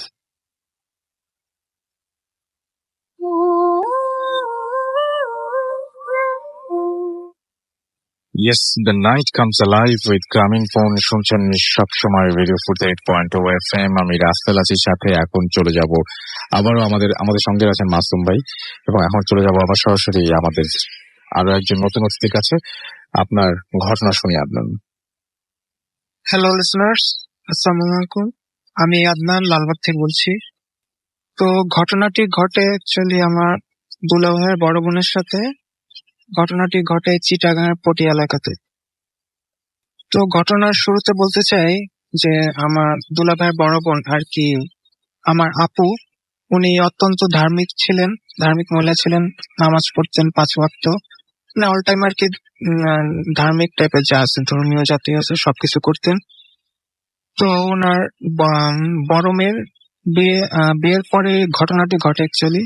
তো বিয়ের সময় আর কি উনি স্বাভাবিকই ছিলেন, কিন্তু বিয়ের ঠিক পরের দিনই উনি আর কি অস্বাভাবিক মতো আচরণ করতে শুরু করলেন। কারোর সাথে কথা বলতেন না, যাকে দেখতেন তাকে মারার জন্য আক্রমণ করতো। তো তার 1 সপ্তাহ পরে ওনার যে মেয়েটির বিয়ে হয়, সে মেয়েটি তার হাজবেন্ডকে নিয়ে তার মার বাসায় আসে। তো মার বাসায় আসার পর শুনে যে ওনার মা এরকম আচরণ করছে। তো সে তার মায়ের বেডরুমে যায় এবং বেডরুমে গিয়ে মার সাথে আলোচনা করে যে মা, তুমি এরকম কেন করছো? তো আমার বিয়ের সময় তুমি ঠিকই ছিলে, এবং বিয়ের পরে কি হলো এমন তোমার সাথে যে তুমি সবার সাথে এরকম খারাপ আচরণ করছো, যাকে দেখো তাকে আক্রমণ করতে যাও। তো উনি স্টিল কোনো কথা বলতেছিল না, জাস্ট খালি চুপচাপ ওর চোখের দিকে তাকিয়েছিল। তো ওনাদের কনভারসেশন করার পরে হঠাৎ মানে আমার আপু আর কি ওনার মেয়ের উপর গলা চেপে ধরলো, ভীষণ ভাবে ধরলো, এবং ধরার সাথে সাথে ওনার মেয়ে চিৎকার চেঁচামেচি শুরু করলো।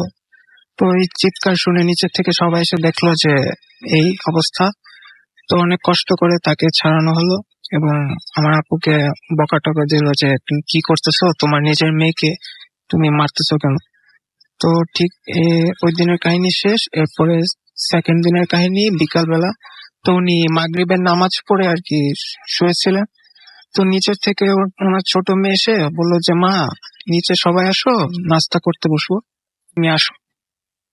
তো উনি কিছু বললেন না। তো ওনার ছোট মেয়ে নিচে চলে গেল। তো এরকম আধা ঘন্টা 1 ঘন্টা প্রায় চলে গেল, উনি আসতেছেন না নিচে। তো ওনার মেয়ে ঘাবড়ে গেল যে কি না কি হয়েছে, যেহেতু অনেক উনি একটু অস্বাভাবিক আচরণ করতেছিল। তো উনি আর কি উপরে গেলেন মার রুমে। তো মার রুমে গিয়ে দেখলেন যে ওনার রুমের চারপাশে রক্ত দিয়ে ভরা। তো রক্ত কোত্থেকে আসলো, এবং সামনে গিয়ে দেখলেন যে ওনার মার গলা দিয়ে রক্ত পড়ছে, এবং উনি আর কি 1 হাত দিয়ে ওনার গলা চেপে ধরছেন এবং আরেক হাতে ওনার ফল কাটার ছুরি আর কি। তো ওটা দেখে বুঝতে পারলো যে উনি আর কি অ্যাকচুয়ালি নিজের গলা কেটেছিলেন। তো সবাই মনে করলো যে এটা উনি সুইসাইড করতে চাইছিলেন, এবং কেউ এটার কারণ বুঝতে পারলো না যে কেন এটা করলো। তো দ্রুত তাকে হাসপাতালে নিয়ে যাওয়া হয়, এবং হাসপাতালে ওনার চিকিৎসা করার পর বাসায় নিয়ে আসে। তো বাসায় আনার পর উনি সুস্থ স্বাভাবিক। তো একদিন সকালে আর কি উনি কাপড় চোপড় রোদে দেওয়ার জন্য ছাদে যায়। তো ছাদে যাওয়ার সময় নিচে ছিল ওনার ছোট মেয়ে, দেখলো যে উনি ছাদে কাপড় শুকাতে দিচ্ছেন। তো হঠাৎ করে ওনার ছোট মেয়ে লক্ষ্য করলো যে উনি আর কি ছাদের রেলিং দিয়ে হাঁটতেছে। দিন দুপুরে রেলিং দিয়ে হাঁটতেছে কেন, এটা অস্বাভাবিক ব্যাপার। তো নিচের থেকে জোরে জোরে বলতে থাকলো, মা তুমি তো পড়ে যাবা, তুমি রেলিং থেকে নামো, জলদি নামো। তো উনি কোনো কথা শুনতেছে না মেয়ের, উনি হাঁটতে আসেন। তো উনি ওনার মেয়ে দ্রুত যেই ছাদে চলে যাবে, ঠিক তখনই উনি ছাদ থেকে লাফ দেন। এবং যেহেতু গ্রামের এরিয়া বাড়ি, তো হাইট বেশি ছিল না, তাই উনি সেরকম ইনজুর্ড হয়নি। তবু ওনার কোমরের দিকে আর কি উনি মারাত্মকভাবে ইনজুর্ড হয়। তো ওনাকে হসপিটালে নিয়ে চিকিৎসা করার পর বাসায় আসলে ডাক্তার বলেন যে উনি সম্পূর্ণ বেড রেস্টে থাকবে, এবং উনি যাতে কোনো রকম ভাবে চলাফেরা না করে, কারণ ওনার কোমরে খুব মারাত্মক ভাবে ইনজুর্ড হয়েছে, যেহেতু ওনাকে পুরোপুরি বেড রেস্টে থাকতে হবে। তো সেই ঘটনাটি ঘটে আর কি শবে কদরের রাতে। তো শবে কদরের রাতে মাগরিবের নামাজের পর ওনার ছোট ছেলে আর কি ওনার রুমে যান মাকে দেখার জন্য। তো গিয়ে দেখেন যে মা বেডরুমে নেই। তো কোথায় গেল, সব ঘরে খোঁজা হলো, আমার দুলাভাইকে ডাকা হলো যে আচ্ছা আপনি দেখছেন আমার মাকে? আচ্ছা। তো এটা না খুঁজে পাওয়ার জন্য তো উনি বাড়ির বাইরে বেরো গেলেন ওনাকে খোঁজার জন্য। তো খুঁজতে খুঁজতে আর কি বাড়ি থেকে একটু সামনে যাওয়ার সময় এক মুরব্বীর সাথে দেখা হলো। তো আমার দুলাভাই জিজ্ঞেস করলো যে আচ্ছা আপনি কি ওনাকে দেখছেন? তো আমার আপুকে আর কি এলাকার সবাই চিনতো। তো ওই মুরব্বীটা বললো যে হ্যাঁ আপনার বোনকে তো দেখলাম যে উনি সাইকেল চালিয়ে যে স্পিডে যায় ঠিক ওই স্পিডে দৌড়িয়ে যাচ্ছে এদিক দিয়ে। তো আমার দুলাভাই বললো কি বলতেছেন এসব, আমার মানে বোনের তো অনেক ইনজিওর্ড হয়েছে, তোমরা কিভাবে দৌড়াবেন? তো এইসব কথা না বলে উনি সজোরে দৌড় দিলেন আমার দুলাভাই সবাইকে নিয়ে যে ওনার কোথায় আছে। তো ফজরের রক্ত পর্যন্ত অনেক খোঁজাখুঁজি করার পর পেলেন না। তো হতাশ হয়ে সবাই বাসায় আসলো। তো বাসায় আসার পরে তখন ফজরের আর কি আজান হয়ে গেছে। তো আমার দুলাভাই এবং দুলাভাইয়ের বড় ভাই একসাথে বের হলেন আর কি অজু করার জন্য। তো আমার যে আপুর হাজবেন্ড আর কি ঘাটলা ছিল একটি, ওই ঘাটলার ওদিকে অজু করতে যান। তো অজু করার সময় গিয়ে দেখলেন যে ওনার স্ত্রী দাঁড়িয়ে রয়েছে, মানে আমার আপু। পিছন থেকে জাস্ট বোঝা যাচ্ছিল অবয়বটা। তো সামনে গিয়ে বুঝতে পারলেন যে হ্যাঁ অ্যাকচুয়ালি আমার আপুটি দাঁড়িয়ে রয়েছে। তো উনি তাড়াতাড়ি গিয়ে ওনাকে জিজ্ঞেস করলেন যে আচ্ছা তুমি সারা রাত কোথায় ছিলা, তোমাকে খুঁজে পাচ্ছিলাম না। তো উনি স্টিল ভাবে দাঁড়িয়েছে, স্বাভাবিক ভাবে কথা বললো। তো অনেক জিজ্ঞাসা করার পর উনি একটা কথাই বললেন যে আমি তো এখানেই ছিলাম। এবং এই কথাটি বলার সাথে সাথে উনি অজ্ঞান হয়ে পড়ে যান। তো অজ্ঞান হয়ে পড়ে যাওয়ার পর বাসায় নিয়ে আসেন এবং অজ্ঞান যখন জ্ঞান ফেরে তখন উনি স্বাভাবিক, এবং জিজ্ঞাসা করলে উনি বলতে পারেন না যে আমি কি হয়েছে, আমি কোথায় ছিলাম, এগুলো কিচ্ছু বলতে পারছে না। তো হুজুরকে ডাকার পরে হুজুর জানালো যে আপনাদের বাড়িতে একটি জিন চালান দেওয়া হয়েছে এবং জিনটি আপনার স্ত্রীর উপরে ভর করেছে এবং উনি ওই জিনটি আপনার স্ত্রীকে মেরে ফেলার অনেক ট্রাই করছে। তো এই জন্য আপনার বাড়িটিকে বন্ধ করতে হবে। এবং বন্ধ অ্যাকচুয়ালি করা ছিল, তো কি কারণে জানি চারদিকে চারটা তাবিজ ছিল, তো একটা তাবিজ আর কি কারণে জানি হারিয়ে যায়। তো এই কারণে জিনটি আবার আপনার স্ত্রীর উপর ভর করে এবং তাকে মেরে ফেলার ট্রাই করে। তো আবার বন্ধ করা হয় এবং হুজুর বললো যে যেহেতু এই বাড়িতে আপনার বোনের সাথে অনেক সমস্যা হয়, তো না আপনার বোনকে অন্য এলাকায় আর কি নিয়ে যান। তো অন্য এলাকায় নিয়ে যায়। তো এ পর্যন্ত আর কি আমার আপুর সাথে কোনো ঘটনা ঘটেনি। এটাই ছিল আমার স্টোরি। অনেক চমৎকার একটা ঘটনা। থ্যাংক ইউ ভেরি মাচ আপনার ঘটনার জন্য। আমরা চলে যাব আমাদের পরবর্তী অতিথির কাছে, তার ঘটনায়। আমি একজনের ফেসবুকে কমেন্টটা হারিয়ে ফেললাম। পর্তুগাল থেকে শুনছেন। আমি শুনে পর্তুগাল মানে অনেক দূর থেকে শোনেন আমাদের ভূত এফএম। এই মুহূর্তে দেখতে পাচ্ছি একজন লিখেছেন তিনি শুনছেন কলকাতা থেকে এবং তিনি অ্যাপের ছবি আপ করেছেন। যিনি পর্তুগাল থেকে শুনছেন তিনিও পর্তুগালের আমাদের সেই লিসেনার, তিনিও অ্যাপের ছবিটা স্ক্রিনশট দিয়েছিলেন। Thank you very much for being with us. আশা করছি যে পুরো সময় আমাদের সঙ্গে থাকবেন। আমরা এখন চলে যাব পরবর্তী অতিথির কাছে তার ঘটনায় এবং তারপরে আবার আপনাদের কাছে ফিরে আসছি। জি, আপনার ঘটনাটা বলুন প্লিজ। আসসালামু আলাইকুম। আপনার ঘটনার আগে আমি একটা কথা বলবো, সেটা আমাদের দুটো পেজে অবশ্যই ভিজিট করবেন, www.facebook.com/radio.furti and www.facebook.com/bhutfm.russell। আর যদি কোনো ঘটনা পাঠাতে চান অবশ্যই ঘটনা পাঠাবেন। আমাদের অ্যাড্রেস হচ্ছে bhutfm@radiofurti.fm, which is bhutfm@radiofurt.fm। চলুন শুনি আপনার ঘটনা। আসসালামু আলাইকুম, আমি তানভীর রিফাত, কুমিল্লা থেকে এসেছি। আমার এই ঘটনাটি আমার এক ফ্রেন্ড নাম সিরাজ, ও এখন সৌদি আরব থাকি। ও দেশে থাকার সময় আমি ওর কাছ থেকে শুনেছি ওর গ্রামের ঘটনা। ওর গ্রামে দুটা বিল ছিল। একটা বিল সবসময় গ্রামের মানুষ মাছ ধরতো, পৌষ মাসের সময় এমনিতে বিলের পানি কমে যেত। আরেকটা বিলের পানি কম ঠিক আছে, কিন্তু ওটার মধ্যে কেউ মাছ ধরতো না, ওটার একটা বদনাম ছিল। তো ও এবং ওর কাজিন একদিন করলো যে ডিসিশন নিল যে এই বিলের মাছ তো কমে এসেছে, নেক্সট যে বিল আছে ওটার মধ্যে গিয়ে তারা মাছ ধরবে। তো যাক, যেমন কথা তেমন কাজ। তার কাজিনকে বললো যে পরের দিন সকালে তারা জাল টাল ইত্যাদি নিয়ে তারা ওখানে গিয়ে তারা মাছ পানি শেষে মাছ ধরবে। পরের দিন সকালে তার কাজিন এসে তাকে ডাকলো, সে উঠে গেল। উঠে তার কাজিনের সাথে মাছ ধরার যত ইনস্ট্রুমেন্ট সবগুলো নিয়ে রওনা দিল। যেতে যেতে হঠাৎ ক্ষেতের আইলের মাঝখানে তার এক দুঃসম্পর্কে চাচার সাথে দেখে। চাচা তাকে দেখে জিজ্ঞাসা করলো, ভাতিজা কই যাও? তখন সে বললো যে চাচা মাছ ধরতে যাচ্ছি, আপনি কি যাবেন? ওই চাচা আবার খেতে সেচ দেওয়ার জন্য টারবাইন স্টার্ট করার জন্য সকাল ঘুম থেকে উঠেছিল। তো তিনি টারবাইন স্টার্ট করে উনি বাসে ফিরছিলেন। তো উনি চিন্তা করলেন যেহেতু এখন কোনো হাতে কাজ নেই, তো উনি ভাতিজার সাথে মাছ ধরতে যাবেন। তো তিনি যথারীতি ওনার ভাতিজার ওপরে রাজি হলেন এবং তারা মাছ ধরতে গেল। তো যাক, মাছ ধরা শুরু করলো তারা ওই খালে নেমে। হ্যাঁ, তো একটা জিনিস আমার বন্ধু লক্ষ্য করলো যে তারা যতই মাছ ধরছে, তাদের সাথে একটা বড় গামলা ছিল। ওই গামলাতে মাছগুলো রাখার পর মাছগুলো বাড়ছে না। মোটামুটি মাছগুলো 2-3টার মধ্যে থেকে যাচ্ছে, কিন্তু মাছগুলো বাড়ছে না। তো সে জায়গাটা কিছু মনে করলো না, সে আবার মাছ ধরা শুরু করলো। ধরতে ধরতে হঠাৎ করে তার কানে একটা শব্দ আসলো, জি, বিড়াল মাছ খেলে যেমন করে কটকট করে শব্দ হয়, তেমন একটা কটকট করে শব্দ হচ্ছে। সে আর চোখে পেছনের দিকে তাকালো, তাকিয়ে দেখলো যে তার সাথে যে বন্ধুটি এসেছে সেটি বসে বসে সে গামলা থেকে মাছ নিয়ে কাঁচা মাছ খাচ্ছে। সে আর তার চাচাকে তারপরে তার চাচার কাছে গেল, তার চাচার কাছে গিয়ে চাচা বললো, চাচাও ফিরে দেখলেন এইটি অবস্থা। তখন তার চাচা তাকে ইশারা দিয়ে উপরে চলে যেতে বললেন। তাদের সাথে একটা বড় বাঁশ ছিল, ওই বাঁশ দিয়ে সজোরে সে বন্ধুটিকে আঘাত করে তার চাচা এবং সে অনেক জোরে দৌড়াতে লাগলো। তিনি দৌড়তে তার ভাতিজাকে বলছেন যে পেছনের দিকে তাকিস না, তুই শুধু দৌড়া। সে দৌড়াচ্ছে, তার চাচা দৌড়াচ্ছে। এক পর্যায়ে এসে অনেক দূর আসার পরে তারাই থেমে যায়। তখন সে তার চাচাকে জিজ্ঞাসা করে যে, চাচা আপনি আমার বন্ধুকে মারলেন কেন?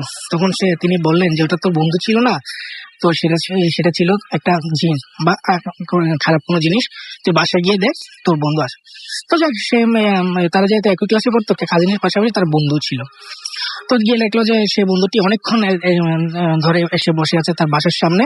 তো তাকে দেখার পর জিজ্ঞেস করলো, কি তুই আমাকে ফেলে কই গেলি? সকাল তো মাছ ধরার প্ল্যান ছিল।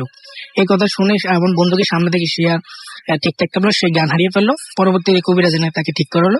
পরবর্তী কবিরাজ বললো যে একটা খারাপ জিন তাদের উপর আসর করেছিল। খারাপ জিনটা ওই তাদের সাথে গিয়েছিল মাছ ধরার জন্য।